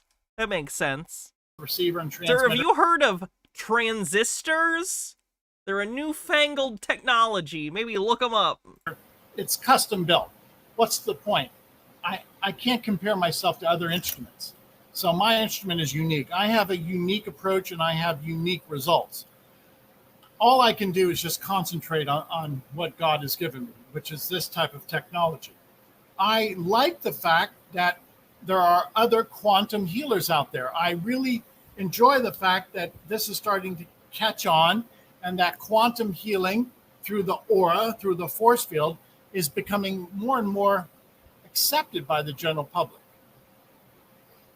Thank you. All right, and Thank you. can this particular technology be used to open a physical portal? Maybe have you noticed any strange things coming through in your lab? Any like ghosts or? I haven't seen ghosts, but I will say this.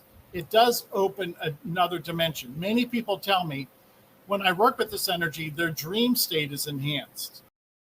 Many people tell me when I... Many people are saying when I use this machine, their dream states are... I'm losing the Trump impression. I can't do it anymore. It was a fleeting moment in time. Now it's gone. And that they're dreaming many times, obviously, some type of astral projection. And they're recalling events in their lives, that past events that they never remembered, or past events that were rather hard to remember, difficult to remember. So by having this energy, if you will, illuminate our minds, imagine if I can illuminate a light bulb, I can illuminate the human mind. Those aren't analogous. Those aren't analogous even a little bit. And if you light up a human brain with electricity, that's not good for your brain, not in excess. When we illuminate the mind, we open up our portals, we open up our chakras. Let's call them chakras. We open up, if you will, balance our brain waves. And that allows us to enter into that other dimension of scalar energy, allowing us to recall past events, allowing us to balance our chakras, allowing us to deal with depression. This is an entirely new branch of physics. We have to discover this new branch of physics and work with it. Tesla tried to introduce it. He was stopped. We have to introduce scalar physics. It has so many gifts. We need scalar physics today. Thank you. All right. Thank you. So let's go through some more examples. What's good value brand Brett Spiner trying to tell us? Wow, that's insulting to Brett Spiner. Even, like, holy shit, he didn't deserve this. Of what certain feedback. Now, I want to know something. Now, we don't have to say the word. It has something to do with the C word, because of all the censorship that we have to deal with. So, but it is one of the biggest money-making models for the medical mafia out there. But, oh my god, fuck off. This video is 6 days old and he's still talking about, you know, that virus. YouTube will fuck up my algorithm if I say it. Do you have any feedback on that? Yeah, for the past 4 or 5 years, my family and friends have been healthy. I work with them by way of their photographs. I can work, this is an example. That's not my family, that's a collage of photographs. And my family has never been hospitalized or friends in the past 5 years. Those are stock images of people. That's a sheet of random stock images. What? Are you claiming that's your friends and family? That's a page of stock images. For any reason. So, how does this work? Let me explain. It doesn't. The end. I can instruct scalar energy. Follow my thinking. I'm holding up a photograph, a magnified photograph of herpes. Wow, he's really focused in on this herpes thing specifically. Like, he could be talking about anything, but he keeps going back to herpes. It might just be because herpes is incredibly common. I think like 1 in 5 people have herpes. So I'm guessing that's why. I don't mean to make a joke out of it, but I think he's picking it specifically because, like, there's a decent chance a conspiracy theorist watching this, if they're just any average person from the population, 1 in 5 chance they have herpes. Chitara says, if I had a nickel for every revolutionary, damn near evolutionary discovery project that Nikola Tesla was working on, I'd have enough money to spend bits on a hype train station. A virus. I am also holding up my photograph side by side the herpes photograph. And this is what I do in practice. I place 2 photographs inside the instrument. The photograph of herpes has a signature, a disease signature. If this instrument finds the disease signature of herpes on my photograph, it will negate it, break it apart. bring it to a state of chaos. So when we work with energy, it's non-physical. We look for the energy signal of herpes, we disassemble that, or we negate the herpes signature. All disease begins as information. My instrument can, if you will, negate the information of herpes. And as a result, people feel better. Many people tell me that they no longer have a fever blister or they're no longer sick. Wow. What about, we can maybe discuss aging. Have you noticed any improvement, reduction of that? Yes, yes. I have another method in which I can take a photograph of a vitamin. This is pantothenic acid, B5. And if I were to place in the instrument a photograph of B5 next to my photograph, the two photographs, the two information fields communicate. The information of B5 communicates with my information field. If we put a photograph of a fly in there with you, would you become some sort of horrifying Cronenbergian monster? And I receive my Maybe throw Gina Davis's picture in there too. Might help. Energetically 22 hours a day through this instrument in my information field. This is how I achieve optimal health, through photographs of vitamins and antioxidants.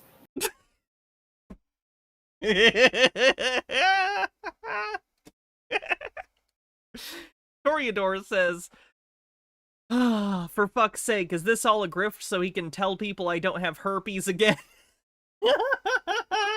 Downloading that into my information field. Does that help me? I believe so. I'm 64 years of age. I believe this has slowed down my aging crisis. What if you were to say, take a picture of when you were 21 and put it next to that? I think that it would have some influence, but I've not been able to reverse time. I can't do that. I wish I could. We would all go back in time. I can't do that. Hilarion Catron says, I can't get over the idea that he's just eating the paper. Yeah, I know. Chris O'Connor was discussing his medbed device where he would take... If I had a talk show where I had to debunk these people, what would I call it? Oh, I'd have to think about it. That's not the kind of thing I could just pull out of my butt. I don't know. Two, it was like portals, and it would... I've thought about if I ever... This is like idle daydream shit. I never expect to do this. But, you know, you sit around and you think about bullshit when you're bored. I've thought if I ever wanted to write a book about, like, why people believe the conspiracy theories they believe and the different sort of kinds of conspiracy theories, I would call the book The Logic of Nonsense. But that doesn't really work for a show title. I don't know. Toreador says, eat your heart out, James Randi. One portal will be able to affect the time of the other, and you could reverse the time, but that's probably beyond this conversation. But okay, great. Next question. Are you selling these units? No, the laboratories, it's just vast. You've only seen 5% of the laboratory. It's rather... The laboratory is rather immense, and this is just part of the laboratory. I cannot sell the instruments, and even if I could, I would not. There's just... That's convenient. Too much liability. Oh, wow. Is this similar to the Royal Rife devices? All right. This has been interesting, but I do want to move on. I don't want to spend the whole day looking at his scam, but I'm sure we'll look more at his scam another time. For now, let's go ahead and move on to something else. We'll watch Roger. I have to run and use the bathroom real quick. While I go and use the bathroom, Chair will tell you about the Nico Mastrokis collection. I'll be right back. Behave.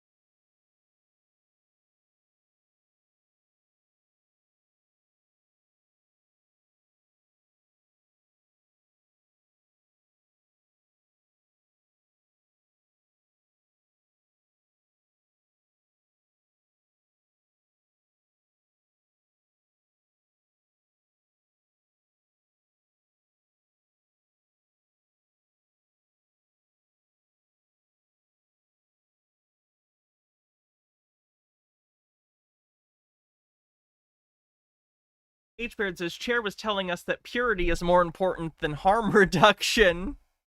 Chair can go fuck themselves. I'll literally throw this chair in the trash.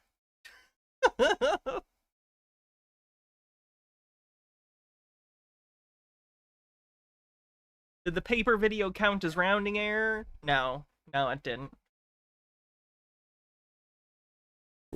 Okay, my friends, get ready because we're going to go to some caves today that are going to shock you to the core. This is Mud Fossil University, home of the shocker du jour, Roger Spur, here to present this evidence that changes literally everything that we have been taught. I mean, literally everything. So get ready because this is going to shock you. Okay, so what are these outrageous claims that I am making? I'm making the claims that the Earth is literally a carcass, a creature, bodies, whatever you want to call it. But I am not the only one that made that outrageous claim. Okay, if you don't want to see any graphic female body parts, it would be a good time to stop watching this video. Because these are actually landscape, but it was at one time female body parts. And here's one right here. Now, it's a cave. Now, this is the Tracian womb cave. Right away, academics say, oh, no, that was just carved. Some say, oh, that's just erosion and just accidental. No, it's not. And they need to understand biology to understand. His voice is straight out of AM radio. So are his beliefs. And this. First of all, it's obviously looks like a vagina. Now, yes, Rock was a person on the bingo card. There's the urethra. There's the cervix. This is the vaginal canal. And guess what? My favorite, the vaginal canal. This little tiny strip is coming down. See that little tiny line coming straight down, all the way up, all the way up, all the way up. That's called a linea alba. Well, what is a linea alba? It's where your body comes around and the cavity of your body seals together right here. In this flood, the seal sort of cracked open a little bit in most cases. This one here is hardly open at all. Some of them are quite wide. And it depends on if the person had a baby or not before, because there's something that's called a linea alba, and then there's a linea nigra, which means the dark line, which is open. The alba is when it's really tight. This would be a linea alba. Now, she was pregnant, though, because this is the baby. This is a new video, but we have seen him cover this particular image before. This is one of my favorite claims of his, and it's that the baby's head is sticking out of the wall of her vagina? Like, even if you thought this was a giant, that's not how that works. Babies don't spontaneously, like morph out of the wall of your vagina. That's not how any of this works. Toreador says, got the Marco furries in chat going like, I don't understand what any of that means. It was in her womb when she died. That's the baby's head. That's his arm coming down, the hand. That's not how women work on the bingo card. Broken off. And there's his face, his lips, his nose, eyeballs. This little scruffy looking stuff is just because it forced its way right through the vaginal wall. You see how perfect this... I hate when babies force their way horizontally out of your vaginal wall. one is? Vaginal. There's that linea alba. Vaginal, Roger. Vaginal. The moss is growing on literally body tissue that still has vitality to it. That's why it's so pink, and all the green stuff is literally growing on what would normally be body flesh, which is bloody. Now, don't forget that linea alba, that's the key. Now I'm going to show you something that's really going to knock you out. Now don't forget this thing, I don't know how big it is, but I think this is like a little altar that they can get in front. It's pretty good size. I don't know the exact dimensions, but the one I'm going to show you, I do know the exact dimensions, and it is just staggering. Now, don't forget to remember. All right, let's even this out. Let's look at some dick rocks. Do you have a dick rock section? No. This is one-sided. All right, let's move on.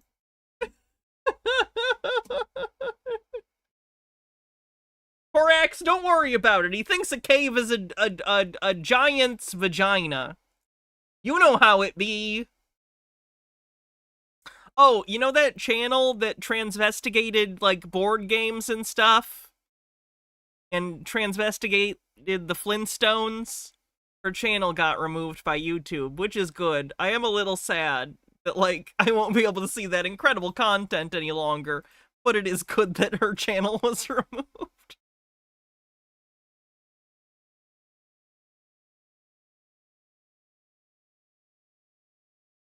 Try this one. And if you're really concerned about truth, you've got to check an ego at the door, okay? You do not know everything. Oops, sorry, you can't see that. There you go. And if you're really concerned about truth, you've got to check an ego at the door, okay? You do not know everything. A lot of you think you do, but you don't. I certainly don't. Through your school system, through your education that you're so proud of, that builds your whole ego, your whole value in life, it's impossible for you to discard it and admit you were deceived. Let me tell you something. Thanks for the link, MH Dark Beast. It looks like I've seen this person's videos, at least one or two. Oh yeah, I have this person saved. Thanks for the link. You've been deceived. It's not your fault. You can let go of Freemasons on the bingo card. Your ego. Nobody's going to laugh at you except other people that can't let go of their ego. But people that have caught on to the con and realized the power grab that's taken place, they're not going to laugh at you. They're going to welcome you. I'm telling you again, the worst thing they fear is the hive mind. The one thing they fear is 300 million people in the United States coming together on one topic and saying, this makes no sense. We need answers. Why is the flat earth so important? Because it shows the deception. There are enough reasonable questions to create reasonable suspicion that we've been lied to. They can't afford to keep being asked. It might be Daniel Pratt. It sounds like him slightly sped up. Whether the earth actually turned out to be diamond-shaped, cross-shaped, pear-shaped, there's enough to see that it's not what we've been told. And once that is revealed, everything these governments have done becomes illegitimate. That is why it matters. And that is why they will do anything they can. I don't understand why flat earthers continually tout this as though the cornerstone of, like, our society is the shape of the earth. They're wrong anyway, but the idea that it would fundamentally change, like, everything if all of a sudden we were like, oh, the earth's flat, like, it would be a big deal, but also, like, people would still need groceries and, you know, to go to work. And to keep us fighting, keep us distracted, keep us at odds against each other, just like the entire world, whether it be Christians against Muslims, blacks against whites. Government that truly has your best interest, your freedom at heart, or does it sound like a government that wants to keep you constantly busy on paying attention to anything but what they're doing? And this truth movement is no different. Because as soon as the topic starts going where everybody could actually make a stand and say, hey, wait a minute, this needs to be answered. Wait, what was his incorrect word origin moment? This is a big one. And I don't care what anybody says, the flat earth, the shape of the earth, is the biggest conspiracy and has been used to manipulate, deceive, and control us all. If, God forbid, everybody came and started demanding answers, and once they can't provide those answers, people realize they are busted. It can't be a mistake. It can't be anything but the deception and control mechanism it is. Flat Earth is not a psyop. Flat Earth destroys the psyop. Sure, Ashley went up. I didn't hear it, but I believe you. Every psyop. Yeah, Hannah puts head in hands. That's been used to control us for as long as they've known about it. Okay, I'm moving on. This is just his same stump speech, basically.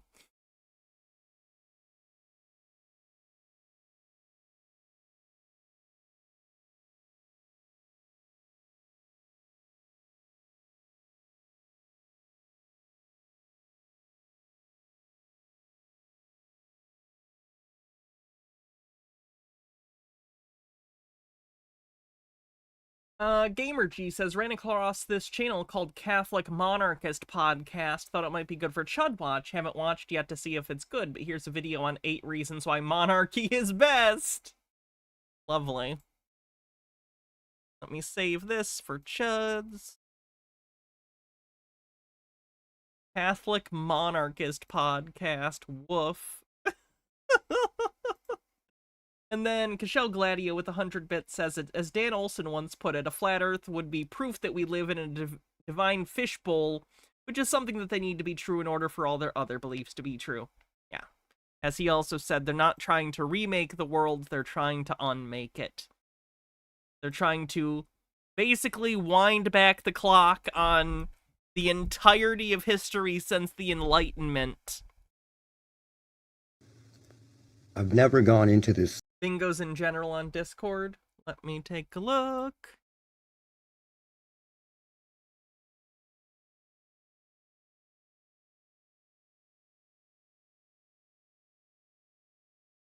Flat Earth word salad, free space, that's not how women work, and... Sorry, I'm having trouble seeing. This feels like... Or this mountain was a human. Yep, that's a winner. Who was that? Phoenix Leftist, was that you? You win, congrats. Subject on this channel, not in depth. And it's a subject that I could go on about for... Let me write down your name real quick. Phoenix Leftist is the official winner of today's bingo. We will still play for fun. That's our official winner for the day. Let me just find a pen real quick. I know I have one in here. I use it all the time. There it is. Gift it? Okay. Can do. Easy enough. Random gift sub courtesy of Phoenix Leftist.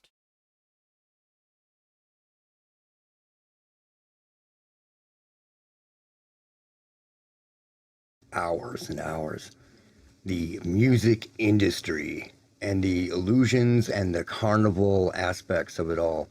And most importantly, the civilians out there who buy into the fables and the bullshit and build and hold in place this entire fable. You know, oh, fuck! I missed a tip. Holy shit. Green Guy with $101 tip says, can we wind forward? Oh my goodness. Jesus, getting way closer to costume month, $130 away from it. Thank you for that incredibly generous tip, Green Guy. You're always so nice with the tips and all that, so thank you. I really appreciate it. At the core, it's a Cinderella story that was originally designed to be sold to young males as a goal and a dream. So what I'm going to explain to you is the state of the music industry in the 1990s and through the 2000s, which will be absolute opposite of what people actually believe. Currently or even formerly employed musicians in this industry may attempt to deny these types of descriptions and allegations. And why? Because they're incapable of it. Their character will not allow it, and there's a reason for that, because there are particular character traits that are plucked up to flourish. So when I was 19, my first real band signed a record deal with a label based out of Chicago, an indie label. Is this guy gonna be salty? Is this conspiracy entirely gonna be based upon the fact that his band didn't become huge and now he's salty about it and claims like, we just didn't become successful because we wouldn't bow down to the Luciferian agenda or some bullshit? And the guys who ran the label were hilarious. They were good-natured, beer-swilling guys who did what they were doing for the right reasons. They had a passion for music and they wanted to release records that they liked. And they had the funding. You know, for me, this left a really good impression about dealing with labels. It was artistic freedom, it was camaraderie. It was also completely and totally the exact opposite of what was really to come as I got closer to what we were chasing. We really wanted that distribution, that backing of a bigger label, and there was a light at the end of the tunnel, you know. But that blinding... I'm sorry, in this picture, the guy sitting at the mixing station looks like George Lucas, and I can't stop seeing it. He looks so, like, looks like George Lucas is doing sound mixing. Oh, you know, just some of the sounds, they rhyme. Backing of a bigger label, and there was a light at the end of the tunnel, you know. But that blinding light was just hiding an ugly industry, like a 1930s coal mine operation, but with an old Vegas-style fluorescent hot chick above the entrance, you know. And inside was this impenetrable egg that seemed to be perpetually fucking itself and creating more inbred, morally void heroes for kids to jack their fists and OD to. I've always... Okay, someone's mad. He's mad. I think we're officially in the stage where we can say, he mad. Needed to know how things work. Like a kid could ride a roller coaster and walk away thinking that it was an awesome ride. But I also wanted to know how that roller coaster was holding on to the track. How does an egg have sex? With crippling dysphoria. Thank you very much. How the ride workers seated people and why someone must be this high to ride. And this thinking is exactly why I became extremely anti-music industry. So let's go back to a hypothetical. That seems very illegal. Foot crab, foot crab, foot crab. You're in your town, and there are a few local bands that really stood out. So one day, you open up your local entertainment rag and see it. Oh, Bittergrin with a $30 tip. Thank you so much. So many nice tips today. We're only $100 away from the next costume month, which is scary. Oh shit. Remember when we do costume month, I will buy a new costume. I'll have a vote and you guys can pick what the new costume is to add to the repertoire. Word is out. The frenzy has started. Now every chick in the city is climbing the walls and doing switchblade somersaults to be the next big rock star's ex-wife, right? Clawing over each other in a bloody, boxed wine-fueled race for the future divorce and child custody battle winner. So, oh, this is built on layers and layers of bitterness. I can taste it. You know, people the band didn't know are suddenly good friends with the band members, right? People are treating you differently. And why? Because the missing pussies have signed to Subpar for $1 million. Man, you know, you have no idea how many times I've heard some dyed blonde, 90 IQ'd club shark repeating the quote-unquote $1 million deal that someone they knew had just signed. You know, repeated in some twisted, prideful tone, insinuating that these Cinderella story guys have just been gifted a life of success. He's legit super salty. This guy needs a lot of therapy. $1 million deal. Like, this is not the anger that someone at his age, based on the sound of his voice, like, you should be working through some of this stuff by this age. Like, you need to get over your failures at some point. Like, I get it. It's fine. Maybe find joy in your life, sir. Ashley One Up says, you sold out, man. It used to be about the music. You know, there's a reason why, back in the day, I laughingly told my manager to tell a very large and popular record label that I would take $11 million for all my publishing rights when they inquired about a publishing deal. That seems like a bad idea for an initial deal. Kind of see why you weren't successful. Green guy with $6.66 in a tip says, I'll sign up as a pussy. Sold. It was a ridiculous number that they would never go for. You know, I saw the inner workings as managers, lawyers, and A&R reps broke it all down for me. How it was going to go with the labels interested, that they might be able to start a bidding war if so many people were interested. And then we'd really be in the money, right? But in reality, I began to pay attention to things that they probably didn't want me paying attention to.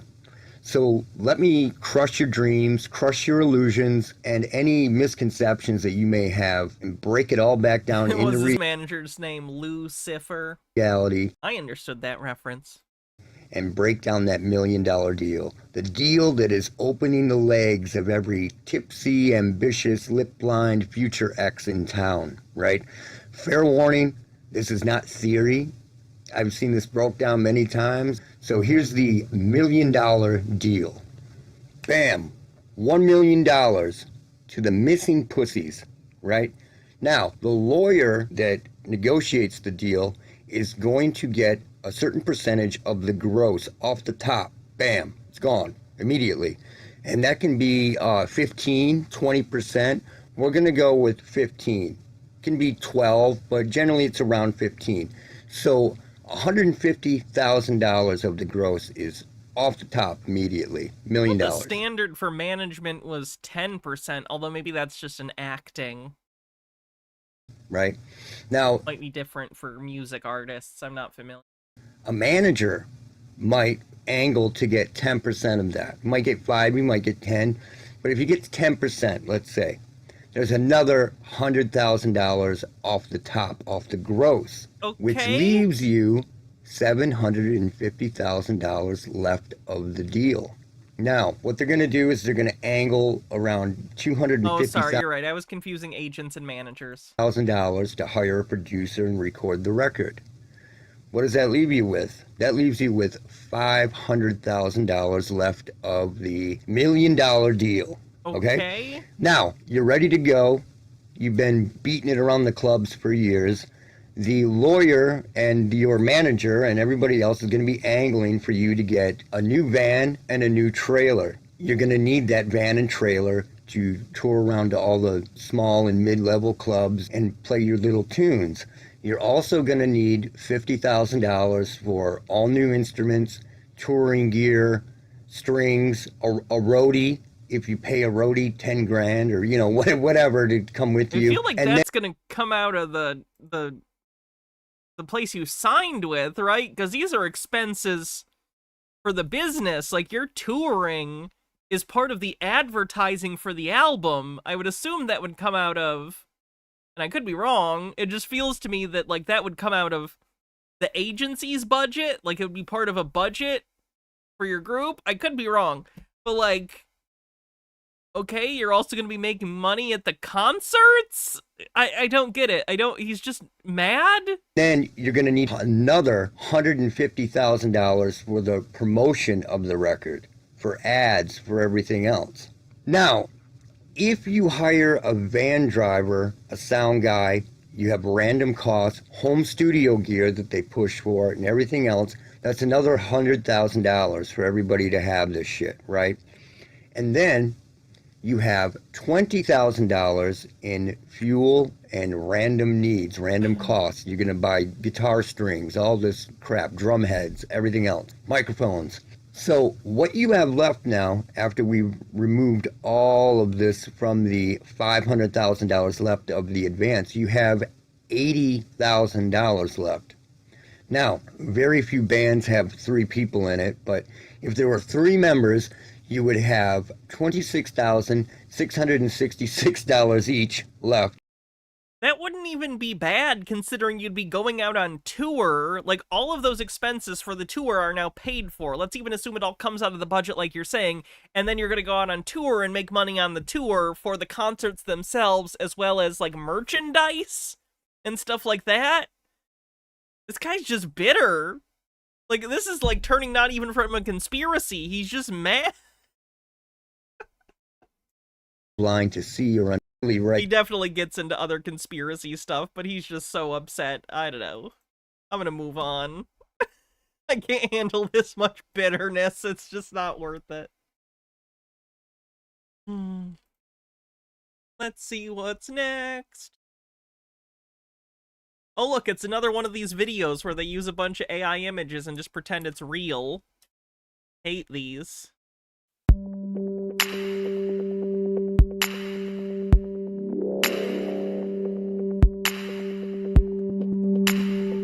The thumbnail was a Stargate. Oh, actually, this wasn't the video I wanted to watch. Never mind. Let me do...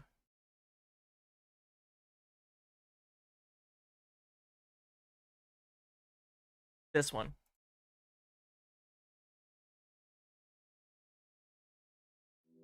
You don't get enough Fae. Don't get enough Fae on this show.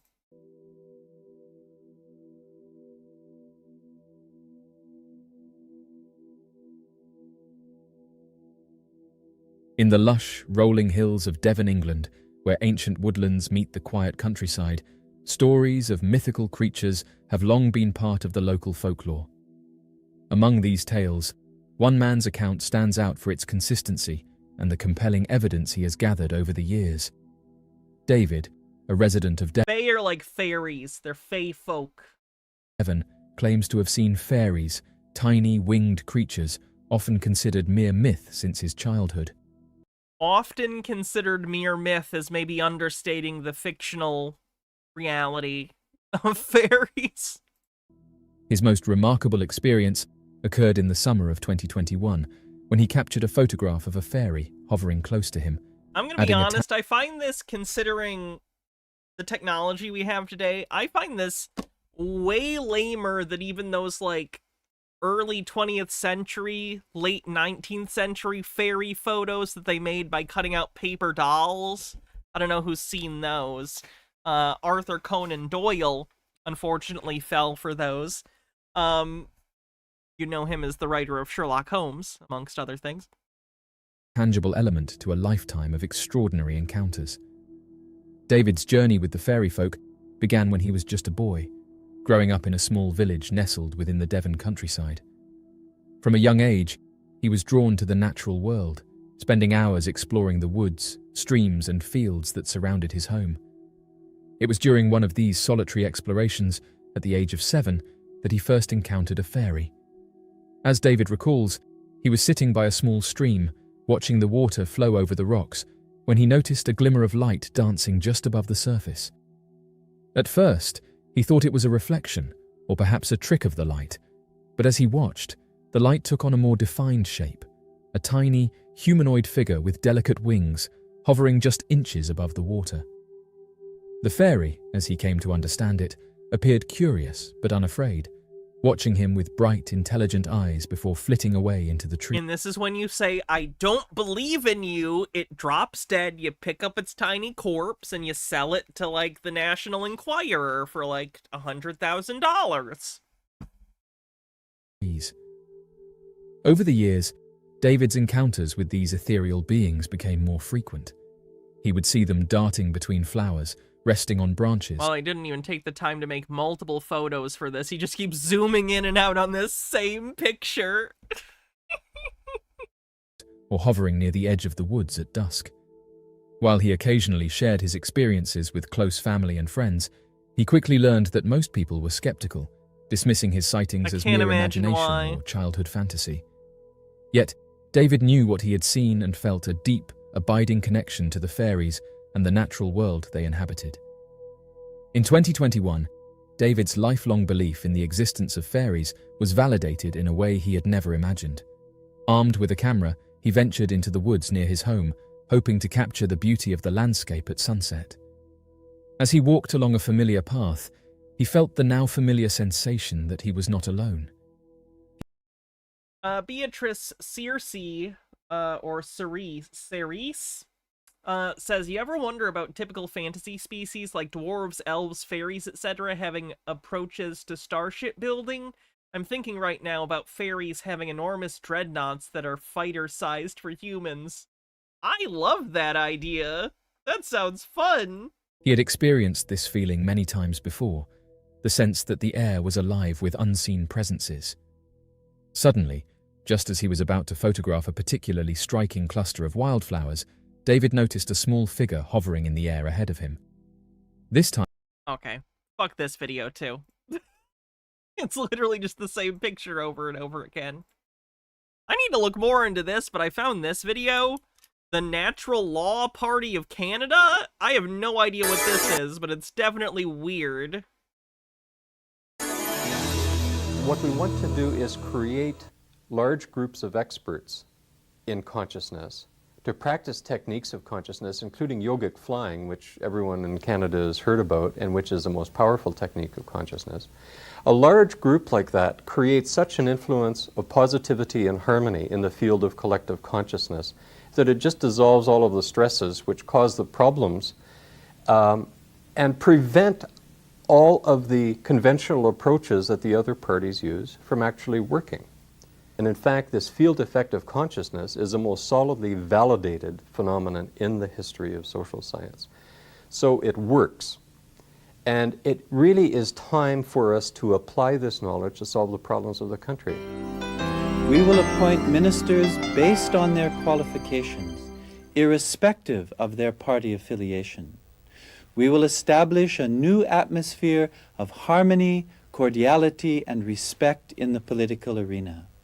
We will create an all-party government and... It's a transcendental meditation-derived party? Yeah, sure, why not? Fuck it, why not? conflict-free politics. I think every Canadian... Have they actually ever won seats in Parliament? Like, any? ...will agree with me that the best government is nature's government. Only with the support of nature natural doesn't law have a government! can we had to invent them! Sustain growth and prosperity for all Canadians. Only the Natural Law Party can create a flourishing economy in which there is employment and opportunities for everyone. Okay, apparently we need to look more into the Natural Law Party sometime, because this is incredible. That's beautiful. That's one of the greatest things I've ever seen in my entire life, and I've seen a lot of things, and a lot of them have been great. Let me tell you, the best.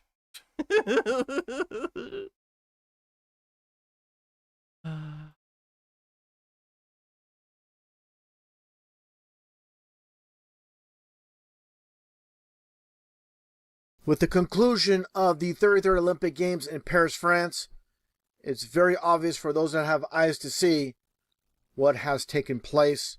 Chitara says, wait, Hannah, aren't you an authority on Fae? According to the channel lore, you're a powerful reptilian Fae creature that trades in Blu-rays. Apparently you also can't be killed, as every Blu-ray foolish mortals have traded you acts as a phylactery for your soul. A soul that we must acknowledge is intertwined with the amorphous outer god Paul. You remember my random bits better than I do. Of course, I remember the Horcrux thing. Agenda's being pushed, and the truth in plain sight I'm going to get into with the whole flat earth topic. But first off, let's get back to this first image with this media source Wyon. And this is what it's all about, the one-eyed god, the one-eye symbolism with these media sources. Also, as you see here, with this one female with the Olympic Games, you see the 666 hand sign in plain sight.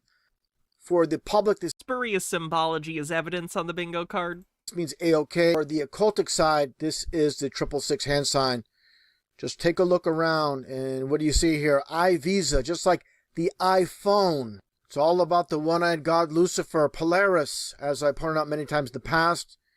And of course, on the iPhone itself, you have the apple with the bite out of it, representing the Garden of Eden. All these occult... The fruit in the Garden of Eden story was not an apple. Like, it literally cannot be. First of all, it didn't literally happen. It's a story. It's poetic, but whatever. Even putting that aside, it literally cannot be an apple, based on the region of the world it's purported to take place in. Occultic signs in plain sight. People, I think the most commonly attributed fruit is a pomegranate. In society don't have a clue, and that gets to the ceremony itself, the closing ceremony with the Golden Voyager, as you see here. No, this is They Live Truth. He used to go by RV Truth or Russian Vids. Descending down, as you see here, from the top of the stadium itself. And definitely ritualistic with what we see here taking place. A little bit of a close-up here as this individual, the Golden Voyager, once again, basically Lucifer, descends down to Earth. And take a look at what you see here in plain sight. Again, more symbolism. Yeah, I don't think it's supposed to be Lucifer, sir.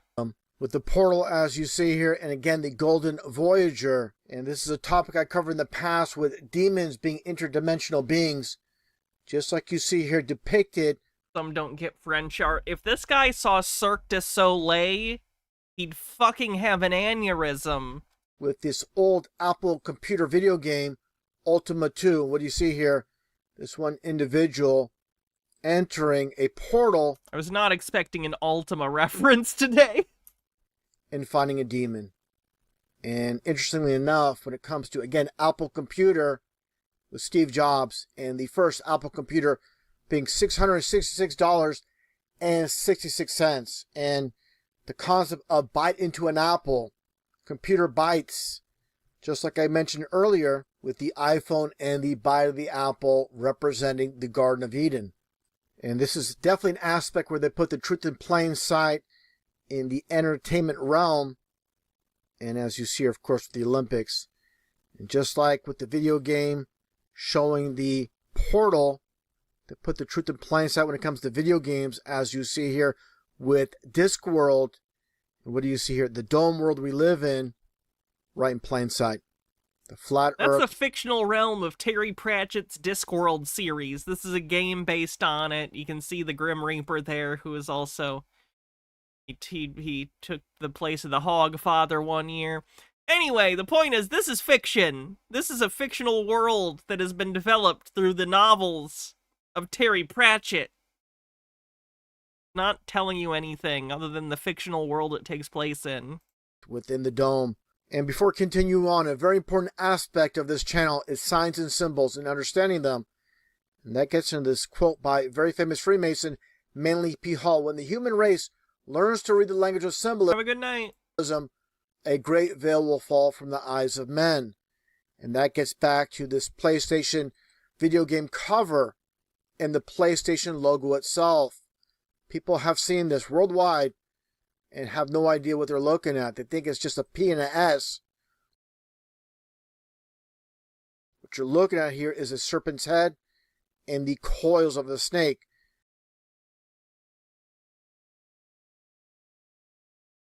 No, I'm pretty sure it's a P and an S. Just like you see here with this King Cobra.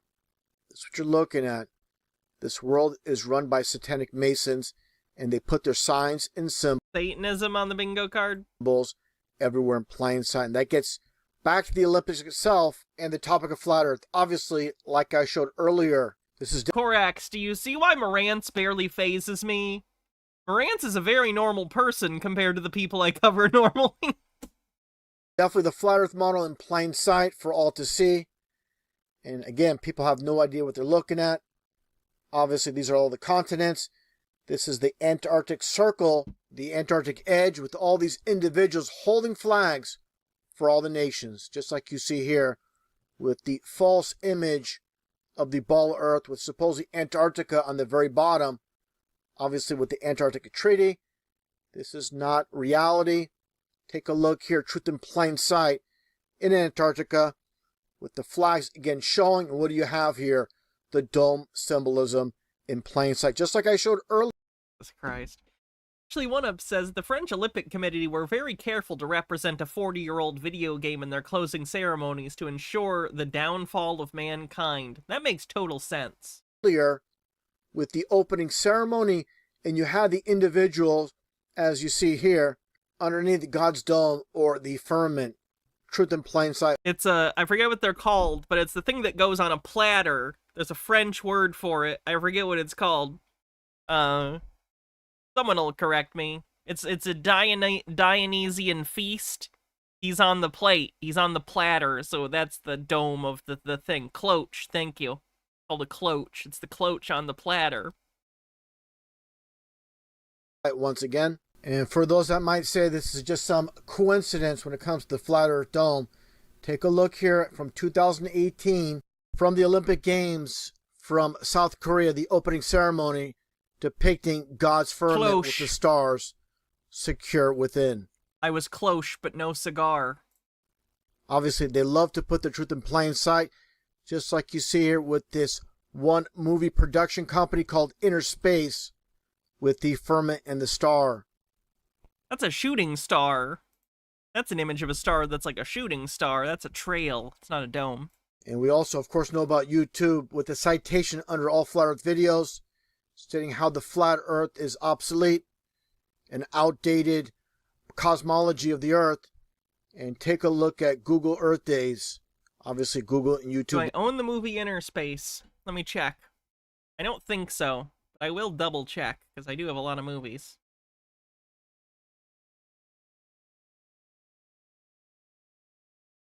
I do not own Inner Space, no. One of the same, showing depictions of the flat Earth with the dome in plain sight. Now, getting back to movies, the topic of movies and the truth in plain sight when it comes to God's created firmament, the flat Earth underneath. And take a look here from the 1983 TV series V for Visitors, Aliens from Outer Space, and the Supreme Leader Diana hovering over the firmament with the fixed stars.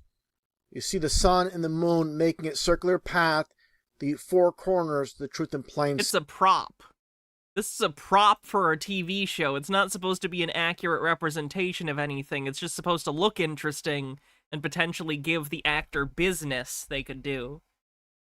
In filmmaking, business is like, if you ever see an actor or actress doing anything, filing paperwork, going through some photographs, eating something, that's all called business. What you're doing while you're doing the scene is business. Sight, and they loved it, the duality aspect. Science fiction, all about aliens, deep space, other planets, and they're showing God's created flat Earth in plain sight. There's many examples going back in time to the late 70s with Battlestar Galactica in this one poster.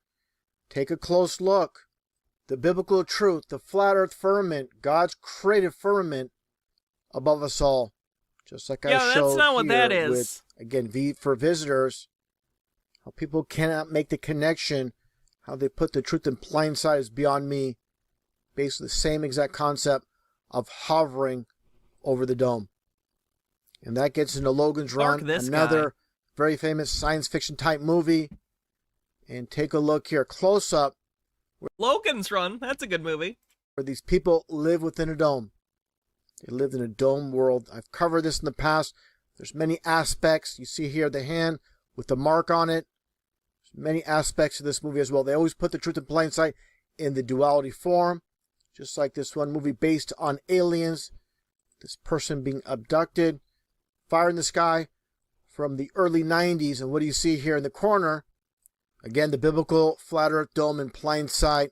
Again, this movie is all about outer space, aliens, and so forth. So again, they mix truth with lies within the entire concept of deep space when there is no deep space.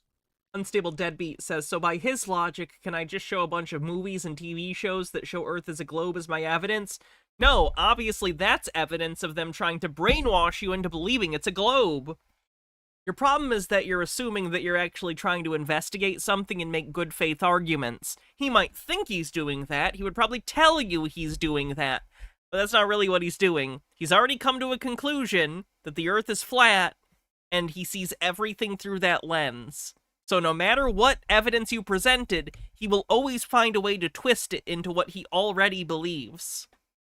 Chitara says, I'm no authority on anything, but when I was a Christian, I always thought God seemed way cooler when I believed that he created the entire cosmos, and probably, sprinkled life forms on thousands, if not millions, of other worlds out there. Yeah, I've never really understood, young Earth and only Earth creationism. I'm not religious in any way now, so I don't, believe in any sort of creationism. But even when I did believe in a deity when I was much younger, I don't know. It seems very small. Seems very contained, if that's what you believe. They're showing us, I can't stress it enough, how they're putting the truth in plain sight. This is duality at work. And that gets into a very famous movie producer, director, and writer, George Lucas. Who once asked, why is the public so stupid? Of course, the creator of the Star Wars series. And just take a look at the logo. You mean Marsha Lucas? Again, signs and symbols. What they're all about. The flat Earth truth in plain sight with the dome, the sun, and the moon limited under the dome, and Lucasfilm. Just take a look here and compare to Lucifer with the dome. Where did you even find this image? What is this fucking from? This is from Paradise Lost? What are you doing? And Polaris, the North Star, and Lucifer intertwined, one of the same. And Lucasfilm, Lucas, the etymology of Lucas is light bringer.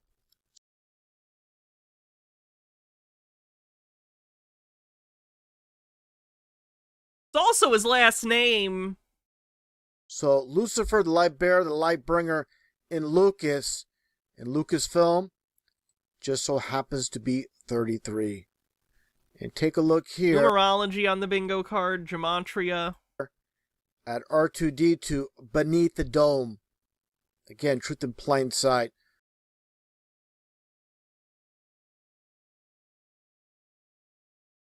I don't need to explain that one, right? I think everyone here knows why it's titled that. His head's a fucking dome. His head's a dome. Oh, God. With the dome symbolism. And Does he think every dome is a reference to Flat Earth automatically? Yes, because it bolsters his argument, and that's the only reason he needs. So I covered all these science fiction movies, TV shows, Battlestar Galactica, Star Wars.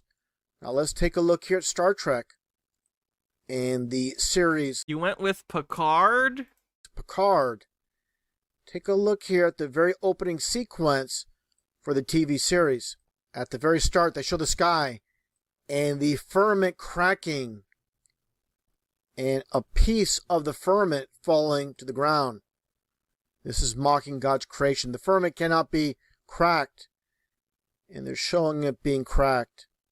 They want to crack that glass ceiling, like I showed before with the Olympics, going back to 2012 in London. And just take a listen to the dialogue with millions. Yes, they've seen under the dome, and they've said it's a symbol for Flat Earth. Upon millions of people watching on, they're mocking God's firmament, God's created flat Earth with the dome above. Take a listen. I gotta skip past that for music and copyright reasons. Toll free.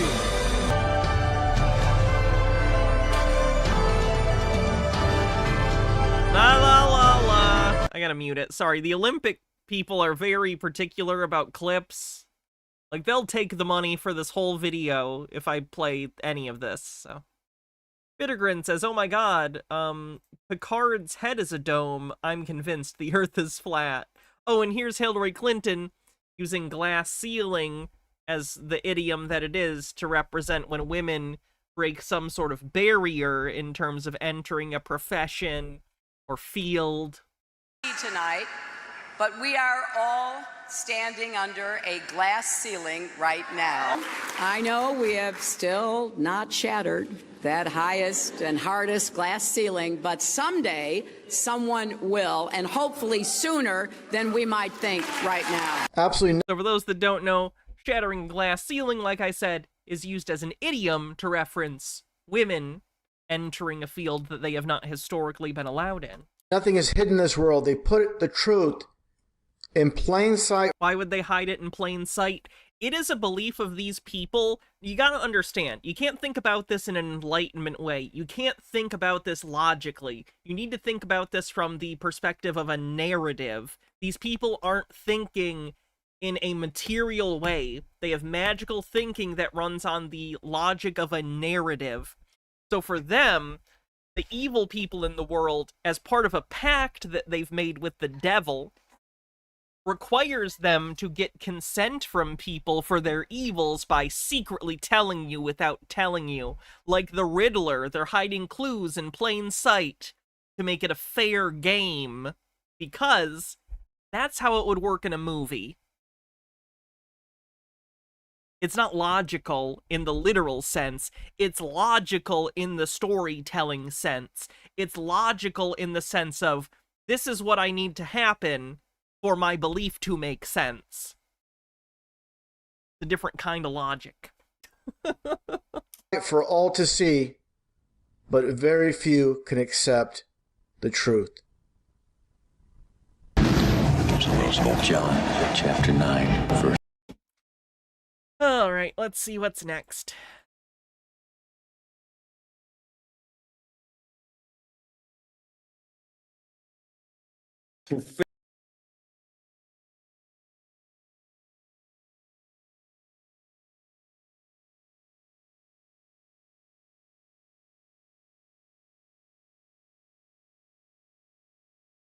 Oh, here's a bunch of people being grifted for medbed stuff.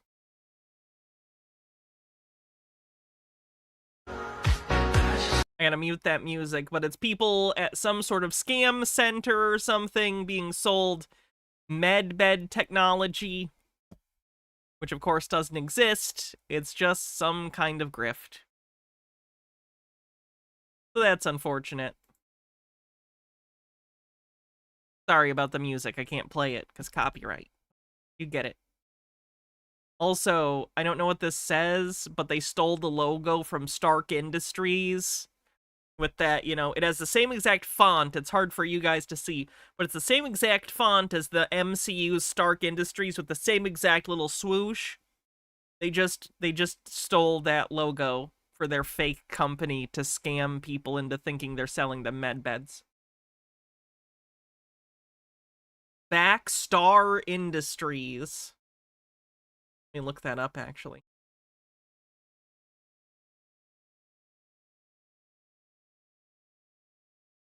There it is. Tesla MedBed, powerful health technology.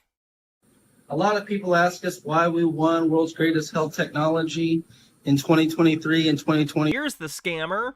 It's because of this amazing system that we have here. It's the future of health technology, along with our bioscanner. And bioscanner can detect over 1,330 cells. In fairness, Fennikagami says, but Riddler does that to flex his perceived intelligence, not out of fairness.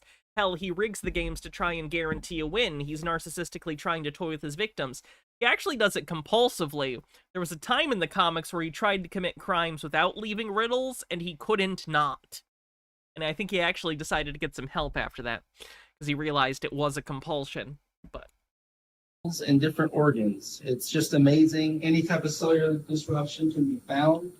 Not only can it scan, if it scans it, it can also address it. So if you have a health issue and is this literally just a hyperbaric chamber he fucking threw a logo on? Bacteria, there's a healthy frequency that can assist. So right now, a healthy frequency, that means something, surely. Our gentleman inside is doing a correction. So he's using the headphones while he's in this 1.5 oxygen chamber and getting that health real time. We have the ability to put lots of technology inside, including acoustic vibration inside. Holy shit, acoustic vibrations. Once he's done with the meta correction, we can use the light frequency, sound frequency, and use the direct current of frequency called IES, intermittent electrical stimulation with a specific frequency inside this chamber. And this is an elegant chamber that we created. This whole system. It's an elegant chamber. It's called the Tesla MedBed. If you want to know the secrets to the universe, think of energy, frequency, and vibration. And because of this, we're able to maximize the oxygen's utilization along with these different frequencies to address health issues real time.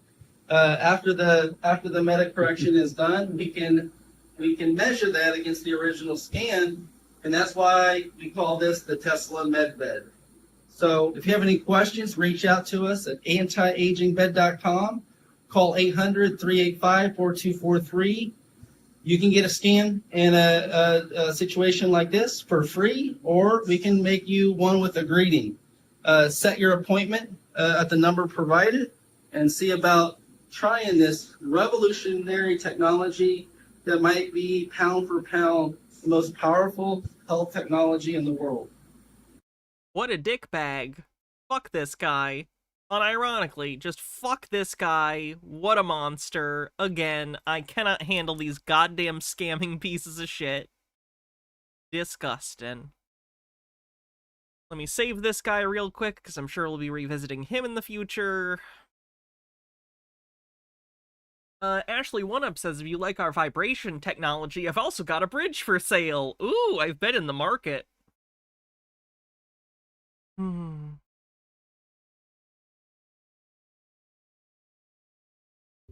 Hi, I'm John Baxter, inventor, pioneer of a lot of innovative sleep health technologies. I've been in the industry of mattress innovation for over 20 years. You went from designing mattresses to this? That's a downgrade. Disrupting the industry and carrying it along with technology I'm about ready to show you. Our technology represents the first major change in the mattress industry in over 30 years. And I'm about ready to show you some of this technology. And it wasn't by chance that we came up with this technology. I was one of the pioneers of the zero gravity bed, allowing a bed to be adjustable in the comfort of your own home. And speaking about how the healthy position could really improve your health. On top of that, the anti-aging I do bed, like his shiny shirt. a portion I'll put that out there. I want that shirt.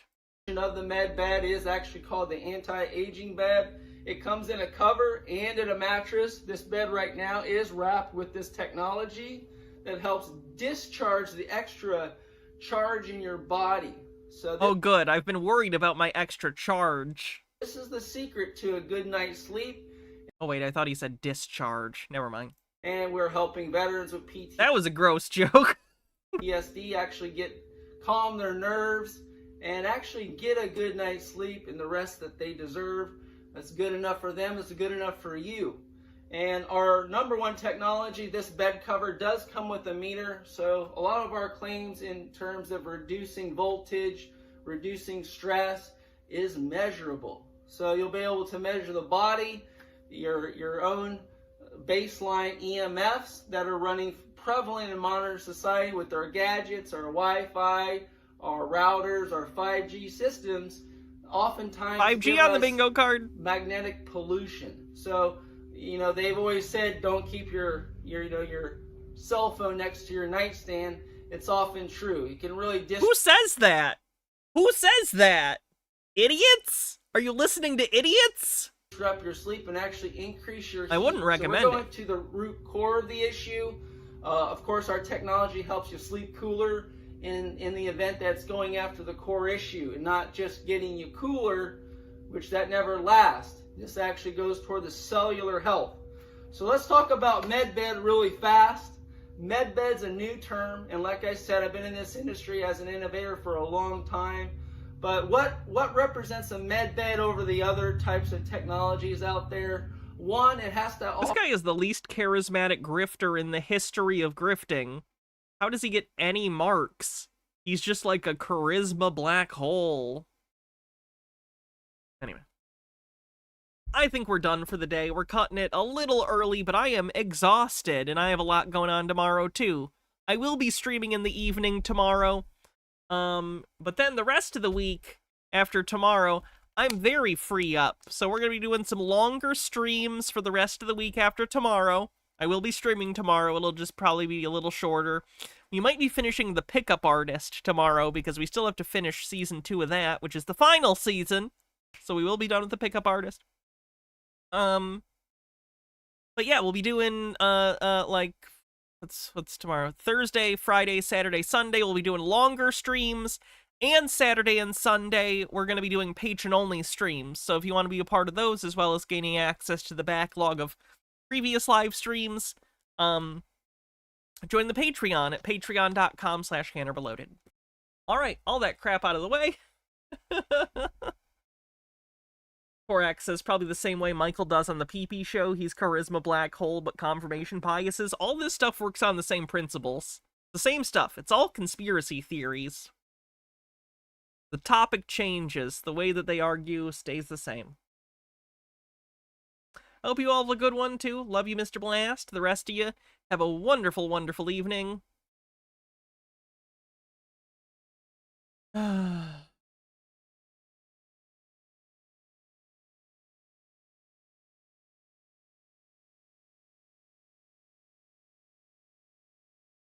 Working class people. We'll raid the 27 Club. Wait, what's VC Archives doing? We'll raid VC Archives. Alright. Have a good night, everyone! See you soon. See you tomorrow. If I don't see you tomorrow, hopefully I'll see you soon after that. Have a great night. I'm gonna go eat dinner. And sleep. Bye, everyone. Have a good night.